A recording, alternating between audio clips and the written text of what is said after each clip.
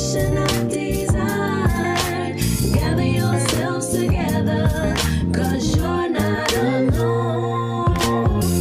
We've gone all week, yeah, in captivity. Captivity is tough, y'all. Looking forward to see Matthew 12 and 50. Gather yourselves together, a nation of desire. Gather yourselves together and lift your heads up high. Gather yourselves together, nation of desire. Gather yourselves together, 'cause you're not alone. How can we not enjoy ourselves?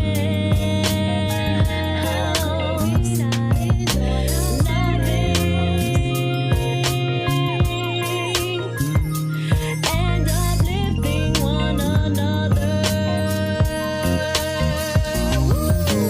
Gather yourselves together, a nation of desire.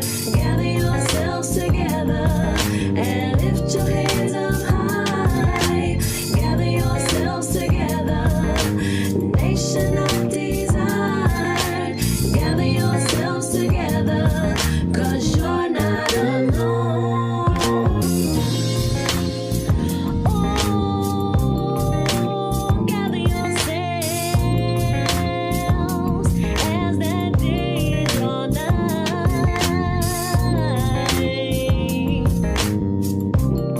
and uplift one another. Hold on, Israel. It's about to shift. Gather yourself together, nation not desire. Gather yourself together and lift your head up high. Gather yourselves together, a nation of desire. Gather yourselves together and lift your heads up high.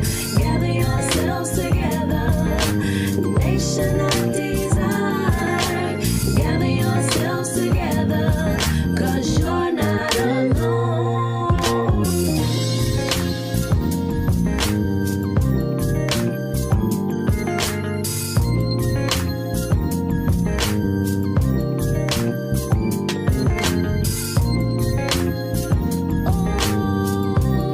Oh, gather yourselves,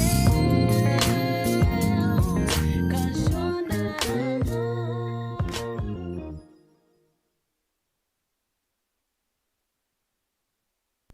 All right, y'all. Shalom. Most High in Christ bless. All praise to the Most High. Y'all can hear me now. Sorry about the technical difficulties. But we're going to jump right into it. The topic is Herod/Amalek, from Egypt to the Americas. So what we're doing today, a lot of brothers throughout Israel have all different kinds of scholarship on Amalek and the so-called white man. We got, like, I don't know, maybe 7 books to talk about Amalek right here. But the main thing we're going to focus on, at least at first, is through the Spirit, how we know who they are. That's our goal. That's our aim tonight, to show you we say they're Amalek according to the Spirit. Mm-hmm. Speaking of which, let's go to Ecclesiastes 1 real quick. And then we're going to come back to Genesis. We're just going to jump right in it, y'all. And by the way, Most High Christ bless and happy Sabbath to everybody. I pray that you enjoy your Sabbath. But we're going to highlight, tonight we're going to highlight our number one enemy throughout the ages. Ecclesiastes chapter 1 and verse 9. All right. The book of Ecclesiastes, chapter 1 and verse 9. The thing that hath been, it is that which shall be. Mm-hmm. And that which is done is that which shall be done. Mm-hmm. And there is no new thing under the sun. There's no new thing under the sun. We're going to show you what they did in the past, what they did like in the time of Christ, and then what they're doing now. We're going to lead up to that. Keep going. Read verse 10. Verse 10. Is there anything whereof it may be said, see, this is new? It hath been already of old time, which was before us. Right. So there's, when you're reading in this chapter, it's showing you that spirits come and spirits go, those same spirits. Right. So those same spirits that afflicted us in the past and in the past, again, and they're still afflicting us right now. So let's go to Genesis chapter 27. Let's start off there. Let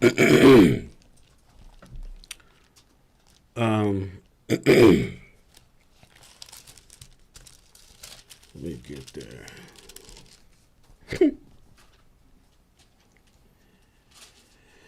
Give me verse.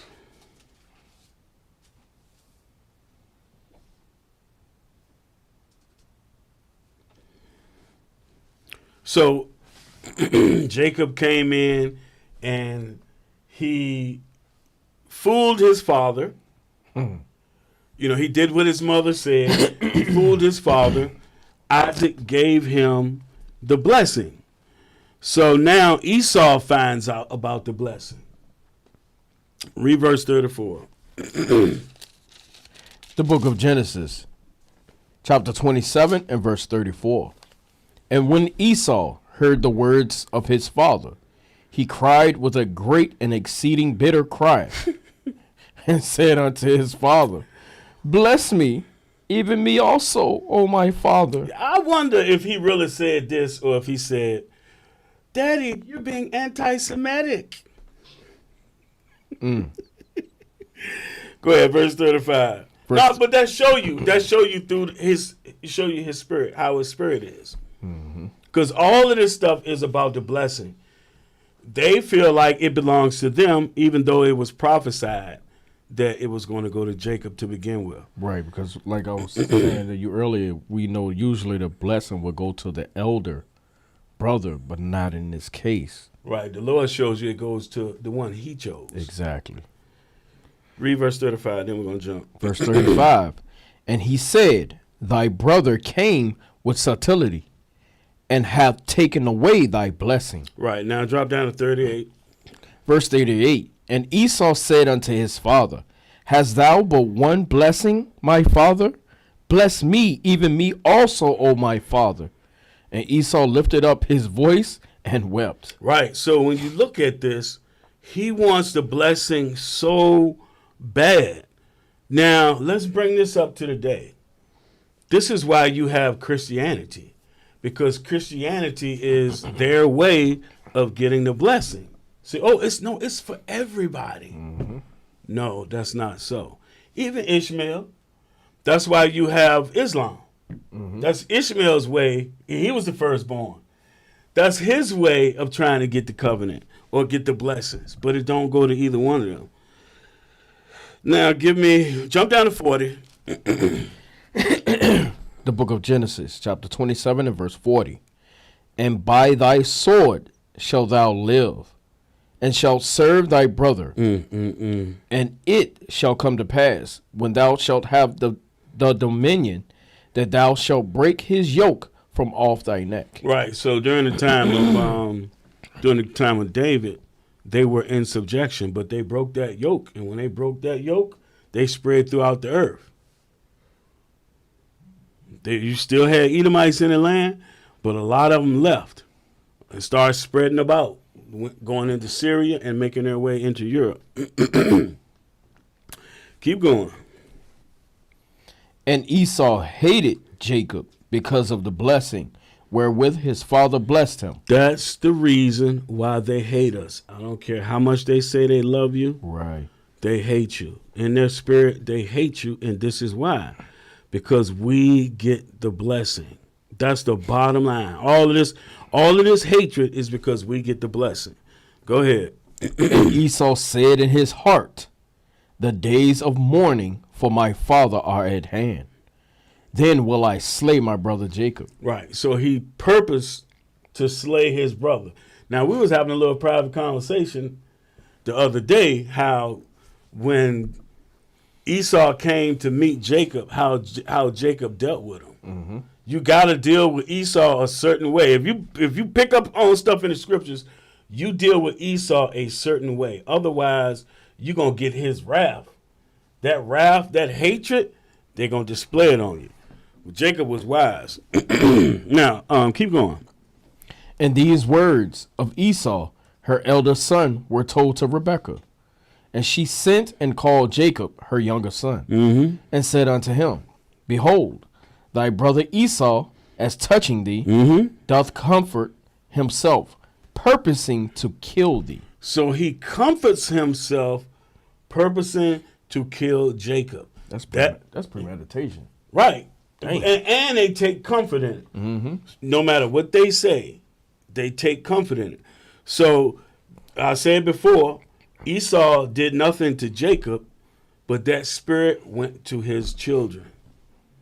We got the spirit of our father. They got the spirit of their father. So they take comfort in purposing to kill us. When you look through the ages, all the different things they've done, they have purposefully done.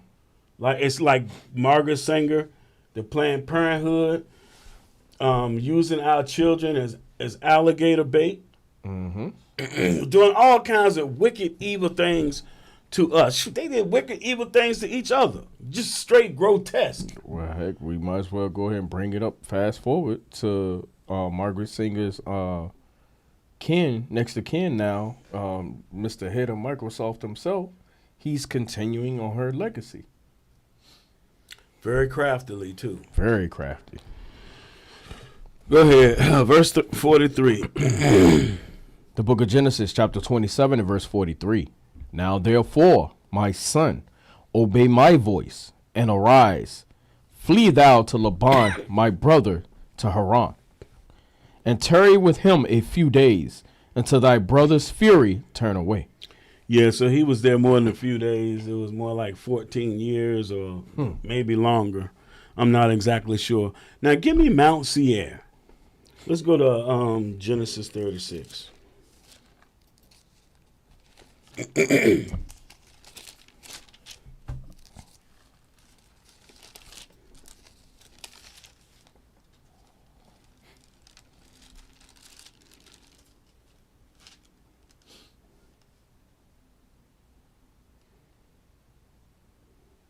Before we go to 36, go to chapter 32 real quick. So what y'all looking at is the home of Esau. This is the land that the Lord gave to them. He sent Esau to Mount Seir. That's what this is. You see how they live. This is why you had movies like, I mean, not movies, but you had cartoons like the Flintstones. Yeah, the movie, what was that? The Geico commercials about caveman, all that kind of stuff. That's their humble beginnings. Yeah, Ooga Booga. Oh, Captain Caveman. Wow. All right, you can come back to us. That's Mount Seir.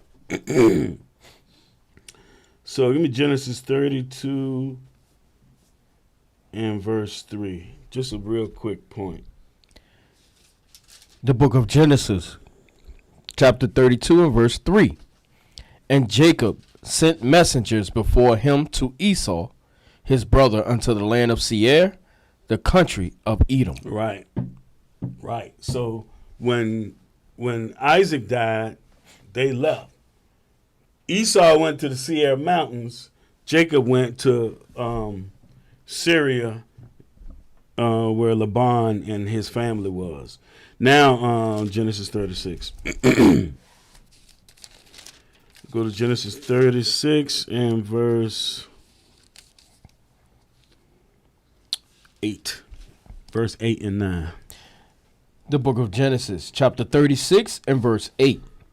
Thus dwelt Esau in Mount Seir. Esau is Edom. Right. Esau is Edom. He's the father of the Edomites in Mount Seir. That's their original homeland. Go ahead. And these are the generations of Esau, the father of the Edomites in Mount Seir. In Mount Seir. So that's where they hail from. Now jump down to verse 14. Verse 14. And these were the sons of Ahalabah, the daughter of Anna, the daughter of Zibeon, Esau's wife, and she bare to Esau Jeush and Jalam and Korah. Go ahead. These were dukes of the sons of Esau. Right. The dukes. The dukes. The sons of Eliphaz, the firstborn son of Esau. Duke Teman. Duke Omar. Duke Zepho. Duke Kenaz. Duke Kenaz. Go ahead, verse 16. Duke Korah. Duke Gotham. And Duke Amalek. Duke Amalek. That's who we're focusing on today. Go ahead. These are the dukes that came of Eliphaz in the land of Edom. These were the sons of Ada. Sons of Adah. Ada. Yeah, me and brother Ezra, we got a joke. When we see Edomites, we say, oh, there go them daughters of Adah. All right, so Amalek was one of the dukes of Esau. He's one of the forefathers of the 12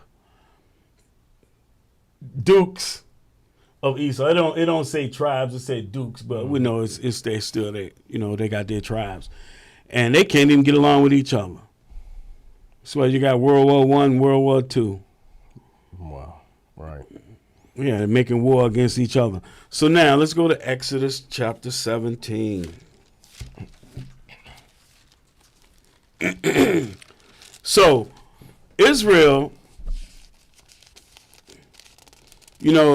all the stuff we went through being in bondage in Egypt for 430 years. Finally, the Lord see fit, according to his word, to bring Israel out, to bring Israel out from Egypt. Right. And then we had to go and learn and be taught underneath Moses. And because of our being hard-headed, we're about to be in the wilderness for 40 years. So we're walking everywhere we go as a nation of people. So we're going to Exodus 17, and we're going to go to verse 1 first. And give me Rephidim.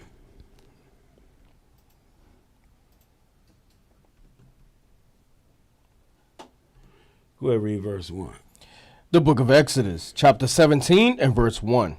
And all the congregation of the children of Israel journeyed from the wilderness of Sin after their journeys, according to the commandment of the Lord, and pitched in Rephidim. So they pitched in Rephidim. Y'all see it? It's down towards the bottom, wilderness of Sinai. So we're pitching there. And go ahead and read verse 2 also while you're there.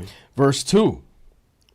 Wherefore the people did chide with Moses, and said, Give us water, that we may drink. And Moses said unto them, Why chide ye with me? Wherefore do ye tempt the Lord? Yeah, so the Lord he's going to take care of us. Right. But we're impatient and we're hard-headed, and so we chided chided against the Lord. Chided against Moses, which you chiding against the Lord. Right. Because he's the judge, he's the leader, the ruler that the Lord set up over top of Israel. You know the law. Should not revile the gods. Now give me verse 6. Verse 6. Behold, I will stand before thee there upon the rock in Horeb, and thou shalt smite the rock, and there shall come water out of it, that the people may drink. And Moses did so in the sight of the elders of Israel. Man, this, you know what? This ain't no different from, you know how you read in Genesis 29. When you roll the stone from the well's mouth, then you water the sheep. It's so many little things. There's little nuanced scriptures in here. Christ is that rock that got smitten when they put him to death. That's why they had to wait until Pentecost to get the Spirit. That's that water. Now, keep going. And he called the name of the place Massa and Meribah, because of the chiding of the children of Israel, and because they tempted the Lord, saying, "Is the Lord among us or not?" See? Now, go ahead, verse 8. Verse 8. Then came Amalek and fought with Israel in Rephidim. So we're not even good and into the wilderness yet. Man, we just came out of Egypt. Yeah, just come out of Egypt, crossed over the Red Sea, saw that great salvation, and we're walking through the wilderness, and here comes Amalek. So what should that tell you right there? These people are our number one enemy throughout time. They the very first people to lift up their head against God's people. Go ahead. Verse 9. Verse 9. And Moses said unto Joshua, "Choose us out men and go out fight with Amalek. Tomorrow I will stand on the top of the hill with the rod of God in mine hand." So they chose out men to go and fight against Amalek. So I want y'all to pay close attention, because remember, we're looking at this through the Spirit. We're looking at it spiritually. So we're going to fight against Amalek. Go ahead. So Joshua did as Moses had said to him, and fought with Amalek. And Moses, Aaron, and Hur went up to the top of the hill. Go ahead. And it came to pass, when Moses held up his hand, that Israel prevailed. And when he let down his hand, Amalek prevailed. Now, what does that mean spiritually?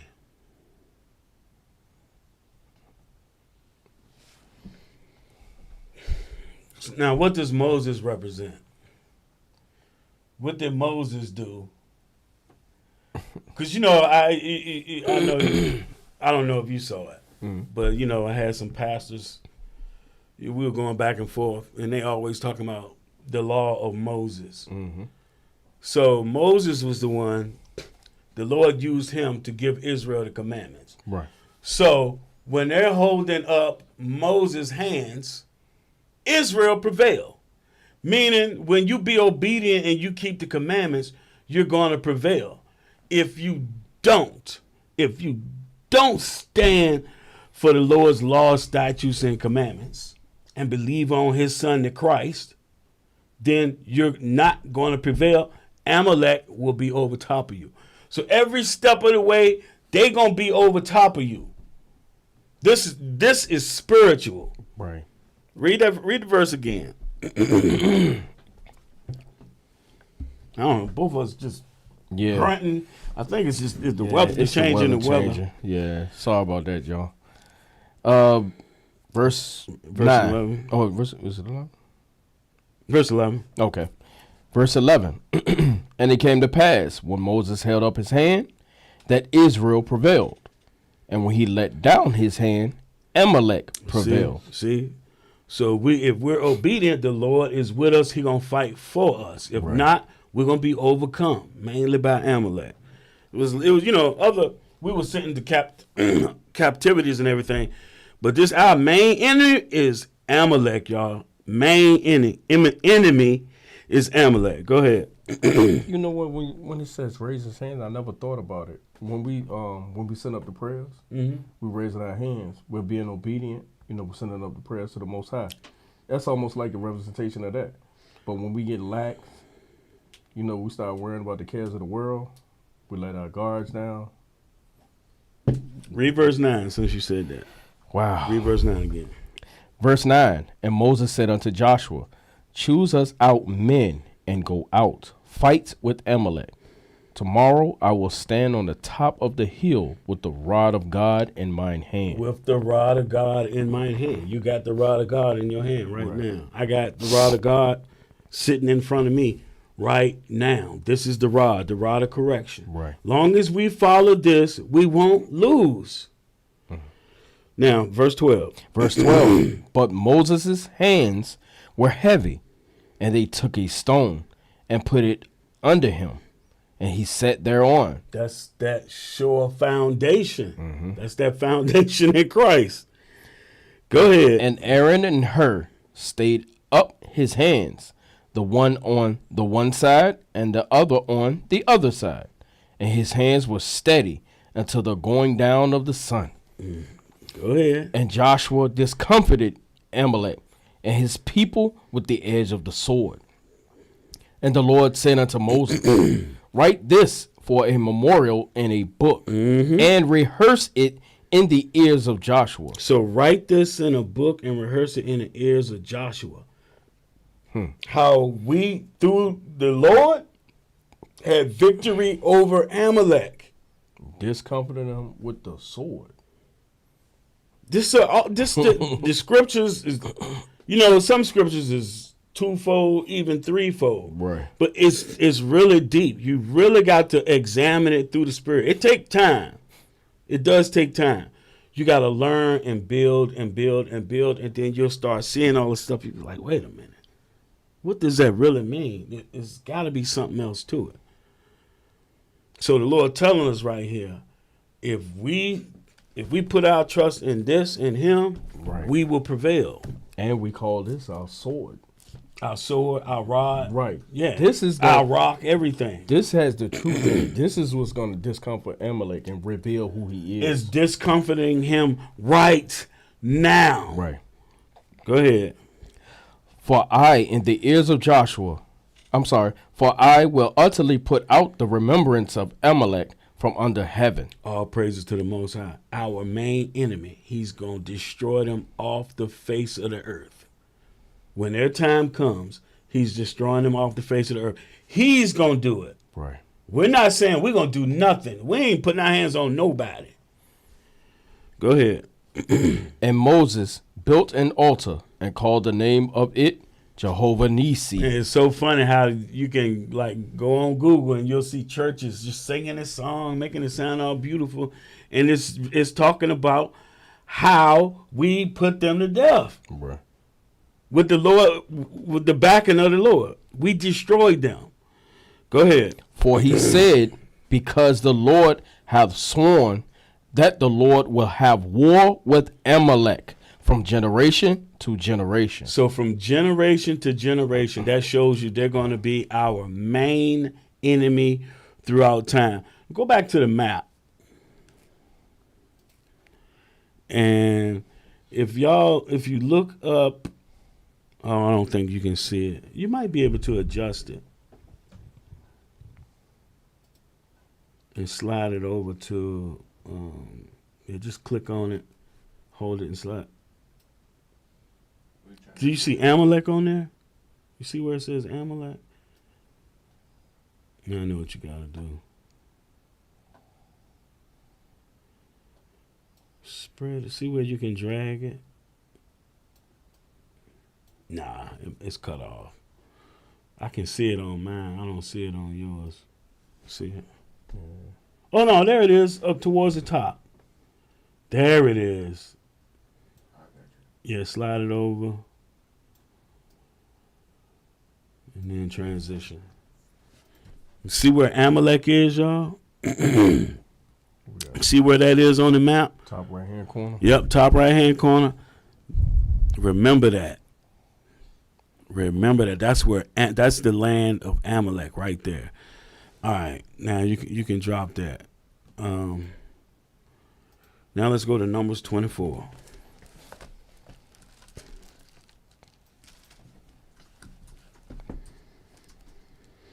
Give me verse 20. The book of Numbers, chapter 24 and verse 20. And when he looked on Amalek, he took up his parable and said, Amalek was the first of the nations. Stop right there. So what does he mean Amalek was the first of the nations? The first to ever want to lay hands on Israel. Right.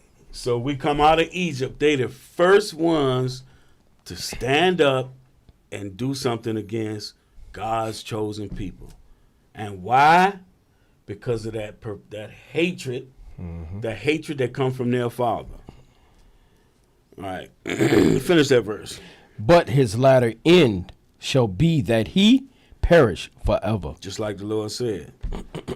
So they're the first ones out of all. Because I used to try to figure out what was being said right here.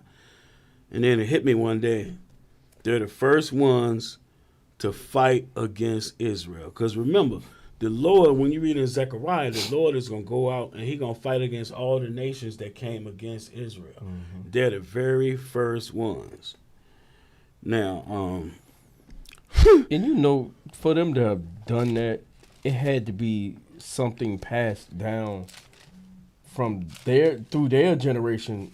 You know what I'm saying? From generation to generation with them. that's why. Like when you see them on sight. You see what I'm saying? That's why. Damn, That's why we went to Genesis 27. But also at the same time, you know how they teach that racism is taught in the home. Mm-hmm. So what Exactly. do you know? Exactly. Yeah. Yeah, your uncle's children. Right. Yeah, we don't deal with them. We don't like them. Yeah. They've had a perpetual hatred against us behind the blessings. Yeah. Deuteronomy 25, verse 17. So you got people, it is so sad, man. Our brothers in Christianity, man, they are so lost. You'll have Christians say everybody can be saved. And the scriptures don't say that. Like the scriptures say there's no repentance for Esau. It is what it is. You can't change it. The problem I have is them not even attempting to understand why the Lord create certain things for whatever he created them for. And he shows it in the scriptures. The reason why he even created this nation was to turn us back to him. Period. Right. Period. 100%. That's their job. That's when you read in Romans 9, they're the vessel of wrath, meaning his wrath that he wants to put on us, they're that vessel. You can't get around it. Can't get But around. Deuteronomy 25:17. The book of Deuteronomy, chapter 25 and verse 17. Remember what Amalek did unto thee by the way. See that? The Lord did not say, forget what Amalek did. He said, remember what Amalek did. Go ahead. What happened to turn the other cheek? See, that now you understand. That's for us. That's for us dealing with each other. The Lord said, remember. Like they tell us, that was so long ago. Slavery was man. so long ago, right? Right. And which it's been 100, maybe 150 years. Well, that's on the books. Right. Supposedly official. Right. It's been 150 years. So you got in Exodus them attacking us, and the Lord is saying, "Oh, they came against us. We're gonna be at war with them from generation to generation." Now here, we haven't gotten into the land yet. Deuteronomy 25, he's saying, remember what Amalek did. Go ahead. Watch, I'm going to make a point. Go ahead. When ye were come forth out of Egypt, Go ahead.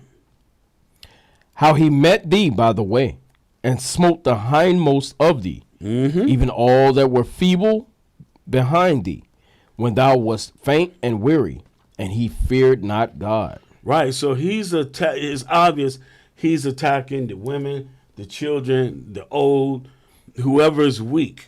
He's attacking them, and he didn't fear. He didn't fear the Lord. Like something should tell you, look, if I do something to these people, he just destroyed the hell out of the Egyptians, and we're gonna go and do something to these people, Right. and we're gonna get away with it. And he knows the Lord is with him. Right. Right. Go ahead. Verse 19. Therefore it shall be, when the Lord thy God have given thee rest from all thine enemies round about, in the land which the Lord thy God giveth thee for an inheritance to possess it, that thou shalt blot out the remembrance of Amalek from under heaven. Thou shalt not forget it. So he's saying, Never forget. destroy them off the face of the earth. Yeah, and you better not forget. Don't you dare forget. So, I mean, we're not even in the land yet. He's saying when you get in the land, when you defeat all your enemies around about, y'all gonna divide up everything, divide your inheritance. Y'all gonna get into place, Right, get and then you're settled. gonna start waxing fat and everything. Yeah. Don't forget. Now, 1 Samuel, you know what? 1 Samuel 15.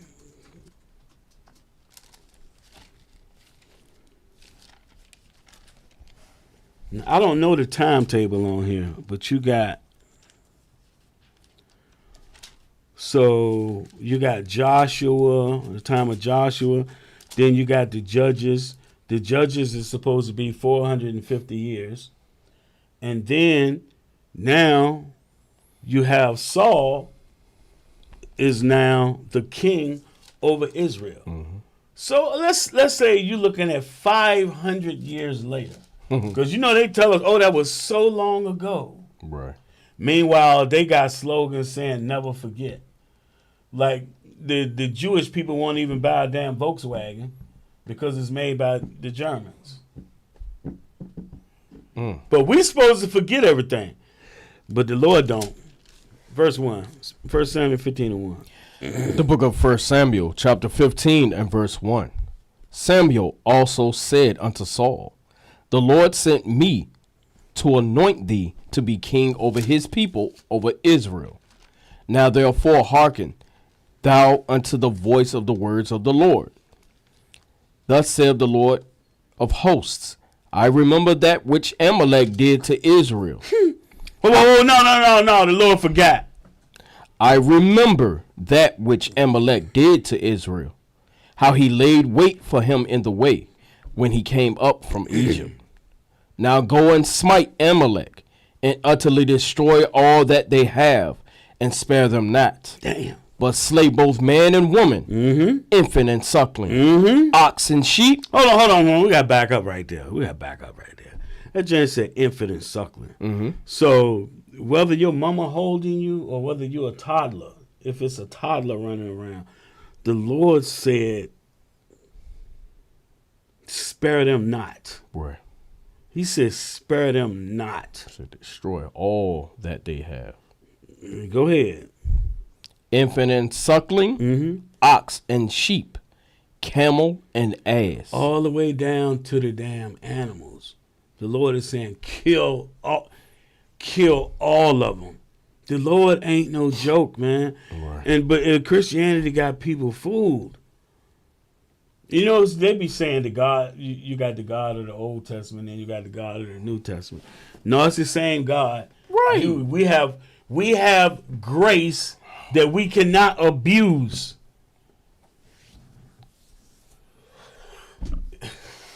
Like the movie show when they got the angel on one shoulder and the devil on the other shoulder.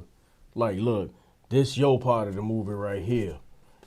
I'm gonna be in the remix or the remake, the sequel. What? The God of the Old Testament? God said he don't change. Damn. These are the way Christians thinking? I don't want to sidetrack. Yeah. But hold on. So the Lord said, now watch this. just real quick, Hebrews 10. I don't know why they think that. Like Isaiah said, the fear of the Lord is taught by the precepts of men. Right. Verse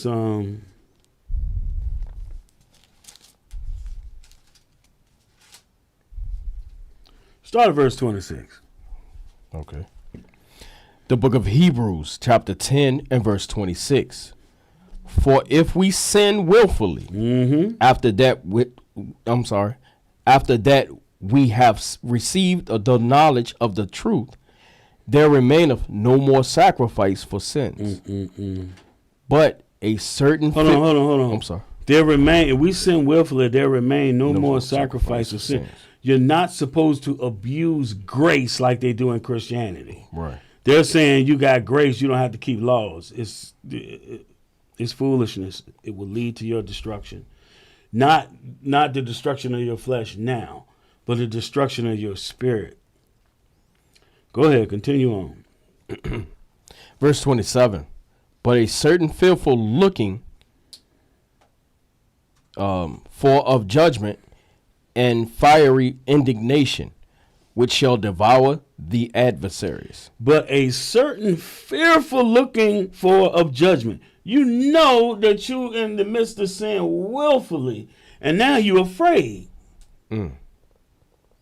Fearfully. Yeah, cause yo. That's crazy. Why would you willingly do it knowing what's coming? Because you willfully did it. Now you don't see. Now you have stepped on the wrong side of things, and now you're like, damn. Now I realize what I did, and now destruction is gonna come to me. So, man, go ahead. Verse 28. Verse 28. He that despised Moses' law died without mercy under 2 or 3 witnesses. So this is something the Christians don't get. So underneath Moses, you got caught in adultery, then you got stoned to death. You got put to death with no mercy. But now you have grace. They don't get it. When they say you're not under the law, you're under grace, that means you're not getting stoned to death for a sin that you committed worthy of death. It doesn't mean that you don't have to keep commandments. It just means you have to repent, get yourself back together, Right. get yourself back right with the Most High, get back in His peace, not keep doing what you're doing. Right. Go ahead, verse 29. Verse 29, of how much sore punishment, suppose ye, shall he be thought worthy, who have trodden under foot the Son of God, and have counted the blood of the covenant wherewith he was sanctified, an unholy thing. Right, you have counted that in what he did in offering himself. You have counted that an unworthy thing. Go ahead. And have done despite unto the Spirit of grace. Right, so you have put Christ to an open shame. That's why when we break bread, it says you are guilty of his blood and body. Oh my goodness. Go ahead. Verse 30. Verse 30. For we know him that hath said, vengeance belongeth unto me. Damn. I will recompense, saith the Lord. So and again, when you do that, you're going to get a recompense from the Lord. At least when you guys in the old, so like before Christ, if you got stoned to death or whatever, you still have a chance to come back and get it right underneath Christ. Like right now. Remember, the thing that have been is that which shall be. The Lord continually has been giving us chances. Go ahead. and again, the Lord shall judge his people. Right. So because nobody's getting stoned to death, the Lord is still sending out judgments. Right. Go ahead. Last verse. Verse 31. It is a fearful thing to fall into the hands of the living God. Yes, it is. You don't know what that destruction gonna be. But then you got when the Father come back. And if you're not written in the book, in the Lamb's book, you're done. You're done. So let's go back to 1 Samuel 15. Give me verse 5.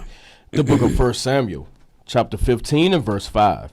And Saul came to a city of Amalek and laid wait in the valley. So keep in mind, the Lord said we're going to have war with Amalek from generation to generation. He said that eventually you're going to wipe out Amalek from off the face of the earth. And now he's telling Saul to go and destroy Amalek and all that he have. Now jump down to verse 8. The book of 1 Samuel, chapter 15 and verse 8. And he took Agag, the king of the Amalekites, alive, and utterly destroyed all the people with the edge of the sword. But Saul and the people spared Agag. See that? See that? He spared Agag. Go ahead. And the best of the sheep and of the oxen and of the fatlings and the lambs and all that was good, and would not utterly destroy them. But everything that was vile and refused, that they destroyed utterly. Right. So he disobeyed the Lord. He was supposed to destroy them. But instead, the seed of Amalek still remains. They ain't going nowhere. Matter of fact, go to chapter 30.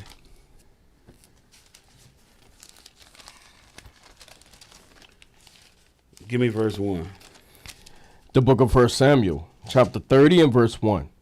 And it came to pass, when David and his men were come to Ziklag on the third day, that the Amalekites had invaded the south, and Ziklag, and smitten Ziklag, and burned it with fire. That's something else they love to do. Fire. That Yeah, quest for fire. They love burning stuff. You can drop that. So he didn't do what he was supposed to do. You still had Amalek running amok, doing evil. So there's a reason that the Lord tells us to do stuff. Now, Esther 3. So Agag was the king of the Amalekites.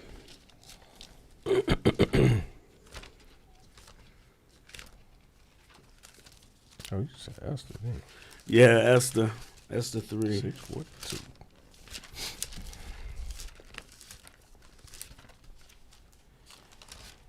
Esther 3, give me verse 1. Damn. Agag, the king of the Amalekites.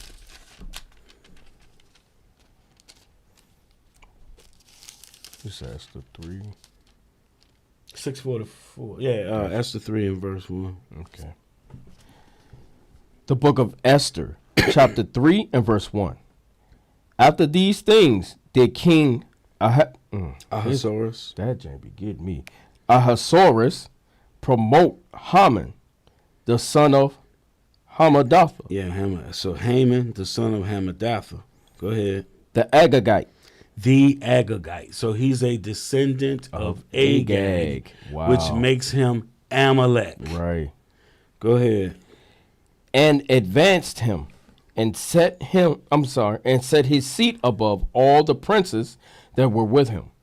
And all the king's servants that were in the king's gates bowed and reverenced Haman. Haman. Go ahead. For the king had so commanded concerning him. But Mordecai bowed not, nor did him reverence. Now remember? Remember what we were talking about earlier? Like you got, Be nice to him, man. yeah, like Esau wants you to kiss his butt. That's what Jacob did with Esau. But the same go for the children. Keep going.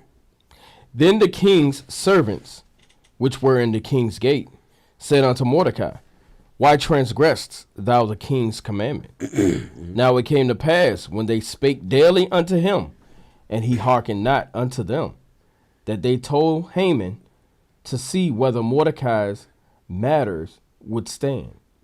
For he had told them that he was a Jew. He was a Jew. Okay, Right. so Amalek, so Haman, the son of Hammedatha, the Agagite, which makes them Amalekites.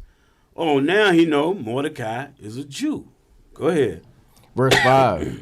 And when Haman saw that Mordecai bowed not, nor did him reverence, then was Haman full of wrath. Now, there's a little more to it. He already was full of wrath when you read the previous chapter, because Big Thun and the other guy, he was dealing with them and got them to turn on Ahasuerus. It plays out later. But he had talked with them, and then Mordecai spoiled that whole thing. So he already had it in for Mordecai. Go ahead, verse 5. Verse 6. No, yeah, verse 6. Verse 6. And he thought scorn to lay hands on Mordecai alone, for they had showed him the people of Mordecai. Wherefore Haman sought to destroy all the Jews. Who? Haman sought to destroy all the Jews. All the Jews. He sought to destroy all the Jews. Why?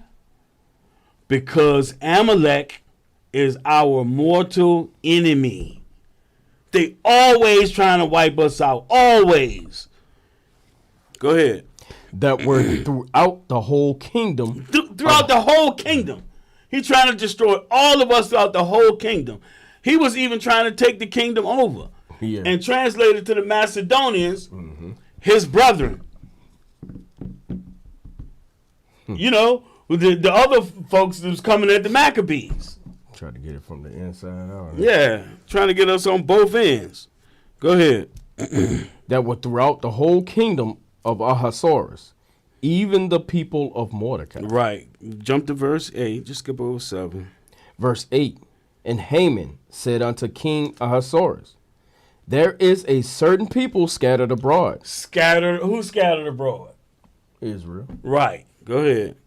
And dispersed among the people in all the provinces of thy kingdom. And There's there, nowhere you can go. Our people ain't there. Exactly. Amongst all people. Right. Go ahead. And their laws are diverse from all people. Neither keep they the king's laws. Therefore, it is not for the king's profit to suffer them. If it please the king, let it be written that they may be destroyed. Go. See, trying to destroy us off the face of the earth. But the God of Israel said he going to destroy them off the face of the earth. That's why, y'all, gird yourselves up. Because it's going to get tough. Things is going to consistently get tough. But regardless of what happens, if we stand stiffly for the Lord, if we hold up Moses and Christ, we're going to get the kingdom. We're going to get the victory. Go ahead. And I will pay 10,000 talents of silver to the hands of those that have the charge of the business, to bring it into the king's treasuries. Right. So he'll pay to have us put to death. Ain't that? Oh, he put what they call it? Bond. What's it called? What? We got a purse over our head. He greenlit us. A bounty. Yeah, bounty. Yeah, green like the whole nation. Dang. Verse 10. Verse 10. And the king took his ring from his hand and gave it unto Haman, the son of Hammedatha, the Agagite. There you go. The Jews' enemy. The Jews' enemy. Enemy.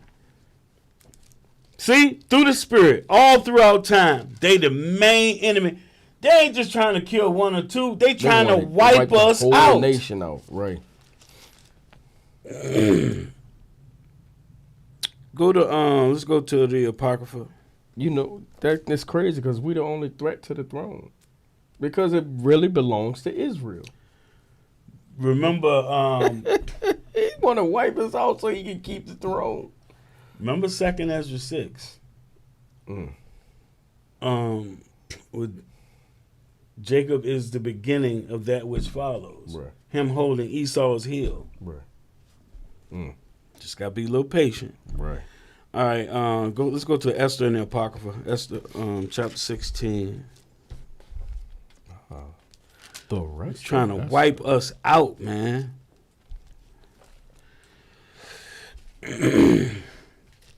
Start at verse 10. You said 16 and 10. Yep. The book of the rest of Esther in the Apocrypha, chapter 16 and verse 10. For Ammon, a Macedonian, the son of Amatha, is the translation. Oh, Amadatha. Yeah. Yeah. It's translated from the Greek, so it's written a little Yeah. different. The son of Amadatha, being indeed a stranger from the Persian blood, and far distant from our goodness, and as a stranger received of us, had so far forth obtained the favor that we show toward every nation, as that he was called our father, and was continually honored of all men, as the next person unto the king. Now let me say this. So when I don't know how much attention everybody plays to world events, and when I say world events, I'm talking about like when you look at how the nations deal with each other. They're diplomats. They're very cordial. When you look at the Chinese, the Japanese, even like Russia was saying that the United States is provoking North Korea. But when you look at how Esau deal with people, he ostracizes everybody. Talks bad about every damn body. And that's something we picked up from him. Just talking bad about everybody. You look at how they deal with each other and how they're so cordial. When you watch them, they meeting and they just laid back and you know what I'm saying? You don't know. It's never no drama. But once you put the white man in the picture, it's drama every damn where. Right. So he's talking about, this is Artaxerxes talking about how well they deal with other people. But now Amalek then stepped in the way and look at how he behaving. So that's what the king going over. Verse you at? Verse 12. Yeah, verse 12. But he, not bearing his great dignity, went about to deprive us of our kingdom and life. Right. Trying to deprive them. See, he was being crafty. Like that's how they are. Right. Like when you read in Maccabees, they overthrow governments and put in people that they like. To this day. Go ahead. Verse 13. Having by manifold and cunning deceits sought of us the destruction, as well of Mordecai. It's just spelled different. Gotcha. That's Mordecai. as well of Mordecai, who saved our life, and continually procured our good, as also of blameless Esther, partaker of our kingdom with their whole nation. Go ahead. For by these means he thought, finding us destitute of friends, to have translated the kingdom of the Persians to the Macedonians. To the Macedonians, showing you the Macedonians is Esau and Amalek too. He tried to take that kingdom and translate it over, meaning he wanted to be in power. And then he could rule over the kingdom. Go ahead. But we find that the Jews, whom this wicked wretch have delivered. This what? This wicked wretch. This wicked wretch. This Amalekite. Amalek. This wicked wretch. Go ahead. Have delivered to utter destruction. Are no evildoers, but live by most just The laws. same laws that we have been taught by our enemy that these you don't need these for salvation. You can keep Christmas. You don't have to do Hanukkah like they call it instead of Hanukkah. You don't have to do that. You can keep Christmas. You can keep Thanksgiving. You know, it's funny because New Moon is next Thursday. Come in Wednesday night, but it's Thursday. So I'm gonna feel weird trying to make some lamb like I usually do on the new moon. You know what I mean? Somebody might say, "Oh, you got some stuffing with that?" Just don't make a turkey. Hey, I got a turkey too. I got a big one. It was 39 cents a pound. I got a big one. Now I'm like, man, I can't cook that. I mean, No. this place is crazy. Where were we at, man? Verse you just read 15. 15. Read Yeah. 16. See, Amalek is a wicked wretch. but the Jews live by most just laws. Right. Go ahead, verse 16. Verse 16. And that they be children of the Most High and most mighty living God. Oh, God. we're the children, not Amalek. We're the children of the mighty God, not Amalek. Go ahead. Who have ordered the kingdom both unto us and to our progenitors in the most excellent manner. Now you see what he understood? He understood that God ruleth in the kingdoms of men, that he was put in place to rule over that kingdom. He understand that. Right. And that Amalek was trying to take it and destroy God's people, so the Lord intervened. Him and all his children got put to death. Read that next verse. Verse 17. Wherefore ye shall do well not to put in execution the letters sent unto you by Ammon, the son of Amadatha. Yeah, so he had letters spread throughout the kingdom to put us to death. Always got to put a decree out. Yep. Go ahead. Verse 18. For he that was the worker of these things is hanged at the gates of Susa with all his family. See, with all his family. His family. Go ahead. God. Oh, that's just like in 1 Samuel 15. Kill everything. Right. I don't know about the animals right here, but his whole family. Shoot, that kitty cat can get something too. You know what I'm saying? No, they probably had a cat or dog or something in their house.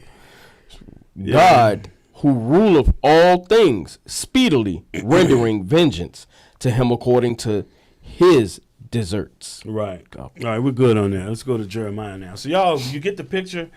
Everywhere you turn, Amalek is doing evil to us.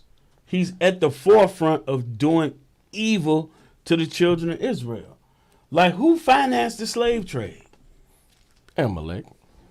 That's how we know who it is, by the Spirit. We Right. keep doing the same stuff over and over.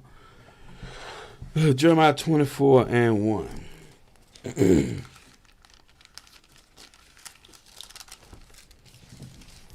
The book of Jeremiah, chapter 24 and verse 1. The Lord showed me, and behold, 2 baskets of figs were set before the temple of the Lord. After that, Nebuchadnezzar, king of Babylon, had carried away captive Jeconiah, the son of Jehoiakim, king of Judah, and the prince of Judah, with the carpenters and smiths from Jerusalem, and had brought them to Babylon. So we got carried away into Babylon. This is, like 540 BC, something like that. It's in the 500s. We get carried out of Israel into Babylon. It wasn't everybody, because you still had the poor that was still there, like Habakkuk. Right. Because he was taken from Jerusalem, and he had food for Daniel while he was in the lion's den. Right. So drop this. Let's go to Obadiah. I love the fact that you putting dates to these things, though it's Oh, not yeah. written in the scriptures, to let people know, man, these are actual events, man. Right. These things happen. This is a true history book. And all these kings, because you got a lot of naysayers, especially in like the Kemetic community. Look up these kings. Go to Wikipedia. You'll get the whole breakdown on all these people. Right. They existed. So Obadiah, and give me verse. Hold on. That one page we getting it, bro. 1074. Thank you. It started 8. Well, 8 is just a bonus.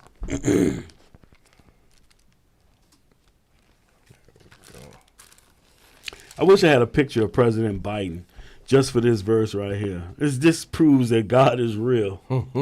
Think about Biden when you read this. Go ahead. The book of Obadiah, verse 8. Shall I not in that day, saith the Lord, even destroy the wise men out of Edom, and understanding out of the mount of Esau? Because he ain't wise and full of understanding. Man, you man sleep half the time. Yeah, they have to keep pulling him by his jacket tail and his arm to take him in the right direction. He'll just walk off. Yeah, he like kind of like Burns on Oh, what's that? What's The that, The Simpsons. Simpsons? Yeah, Yeah. yeah, Burns. he looked like him right now. All right, keep going. So we went to Jeremiah to show the Babylonians carried us off into captivity. It took us to Babylon. Go ahead. Verse 9. And thy mighty men, O Teman, shall be dismayed, to the end that every one of the mount of Esau may be cut off by slaughter. Go ahead. For thy violence against thy brother Jacob, See that? shame shall cover thee, and thou shalt be cut off forever. So remember, you go all the way back. Esau comforted himself, purposing to kill Jacob. It's the same theme throughout the scriptures. But keep going. Verse 11. In the day that thou stoodest on the other side, in the day that the strangers carried away captive his forces, and foreigners entered into his gates, and cast lots upon Jerusalem, even thou wast as one of them. Go ahead. But thou shouldest not have looked on the day of thy brother in the day that he became a stranger. Right, when we got carried out of our land, we became strangers. Go ahead. Neither shouldest thou have rejoiced over the children of Judah in the day of their destruction. So they rejoiced in the day of the destruction. Now, who would this be? Who would be living close enough to partake in this? Your mortal enemy, he who was been there from the jump. Remember now, right next to Judah is Amalek. Go ahead. Neither shouldest thou have spoken proudly in the day of distress. Thou shouldest not have entered into the gate of my people. Enter into the gate of my people. So they came in there now. Go ahead. In the day of their calamity. Yea, thou shouldest not have looked on their affliction in the day of their calamity, nor have laid hands on their substance in the day of their calamity. So they lay hands on our substance. Go ahead. Neither shouldest thou have stood in the crossway to cut off those of his that did escape. So they was keeping us from escaping. Neither shouldest thou have delivered up those of his that did remain in the day of distress. So they were making sure. Yeah. You ain't getting away. Nowhere. You ain't getting away. Dang. See that? The Lord sent a whole nother nation to come and take us captive, and they helping them. Like, yeah, you need some help with that? Dang. The hatred, man. me say that. The hatred. And then for them to be talking about, so you can't say nothing. If you say, I'm a Jew too. Oh, you're anti-Semitic. That don't make no damn sense. Go ahead, bro. Verse 15. For the day of the Lord is near upon all the heathen, as thou hast done. It shall be done unto thee. Thy reward shall return upon thy own head. So you can drop this. We're gonna leave Obadiah right here at like that. Just drop that right there. Let's go to Psalms 137. So you know how I like to teach. I like to paint a picture. And so you're seeing the evil that they're doing. We're highlighting the evil and spiritually showing you who Amalek is. They're always at the forefront. Always at the forefront. 7 and 8. We're not gonna read now. The book of Psalms, chapter 137 and verse 7.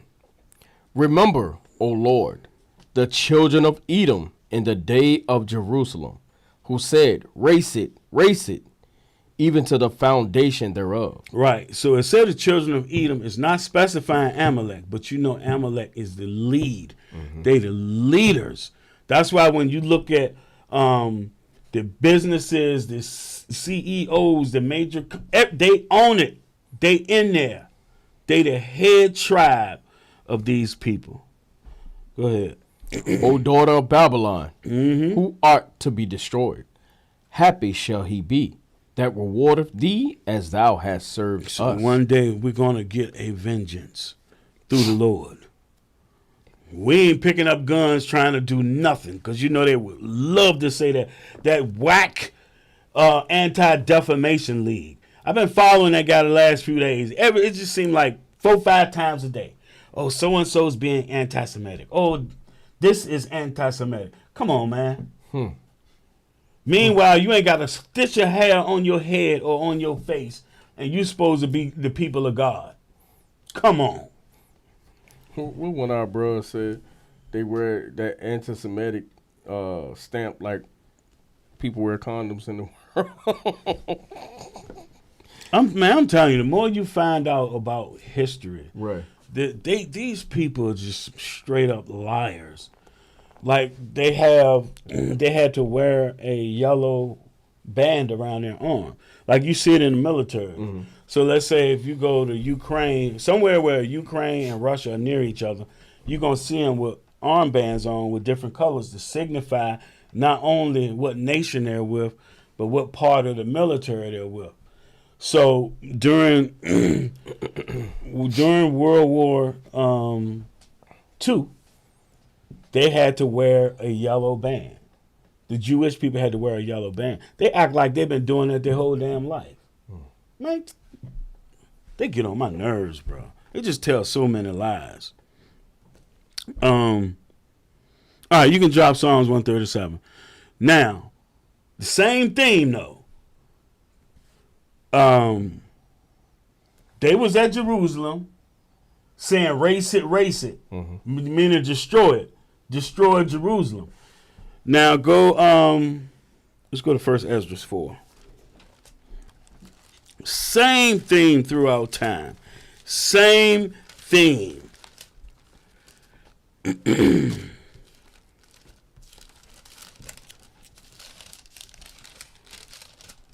All praise to the Most High, man. You have to understand who your enemy is. You have to. Otherwise, you're going to be fooled. Start at 43. First Ezra 4 and 43. The book of First Ezra, chapter 4, and verse 43. Then said he unto the king, remember thy vow, which thou hast vowed to build Jerusalem, in the day when thou camest to thy kingdom. Right, talking about Cyrus. And to send away all the vessels that were taken away out of Jerusalem, which Cyrus set apart, when he vowed to destroy Babylon, and to send them again thither. Right, so they took the vessels and everything when Jerusalem got destroyed. Go ahead. Thou also hast vowed to build up the temple, which the Edomites burned when Judea was made desolate by the Chaldees. The Chaldees would be Babylon. So not only did they say race it, not only did they cut us off from escaping, they burnt down the damn temple.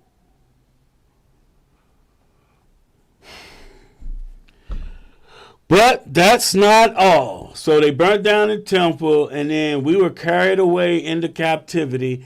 And guess what happened next? Jumped up to verse 49. The book of First Ezra, chapter 4 and verse 49. Moreover, he wrote for all the Jews that went out of his realm up into Jewry, concerning their freedom, that no officer, no ruler, no lieutenant, nor treasurer should forcibly enter into their doors. Right, come on. And that all the country which they hold should be free without tribute. Right, our land should be free without tribute. Go ahead. And that the Edomites should give over the villages of the Jews, which then they held. So okay. Wow. So they're next to Judea. And so when we get carried off, they moved in. Come on, man. How many times stuff got to happen for you to realize what's really going on? God. So these, just like you have, God has a chosen people, Israel. And of those chosen people, he sent his son to come through his favorite tribe, Judah. So Satan has a people, and they're called Edomites. And his favorite tribe is Amalek. What are they doing today? What they not doing today? Do y'all remember about a year ago, there was a fat Jewish dude arguing with a Palestinian lady. And she said, please don't steal my house. And he said, if I don't do it, somebody else will. The same damn thing. They taking the land. They taking the land piece by piece. The same people doing the same. So y'all get it? They throughout history they keep doing the same exact thing.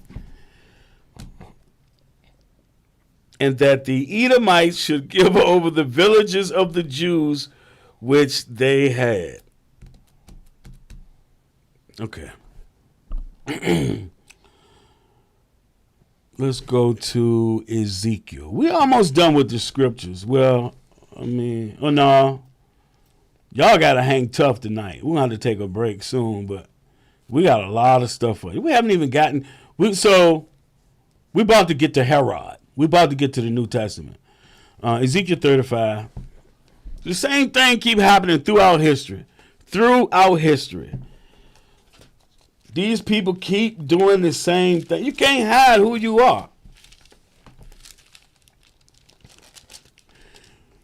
Start at 2.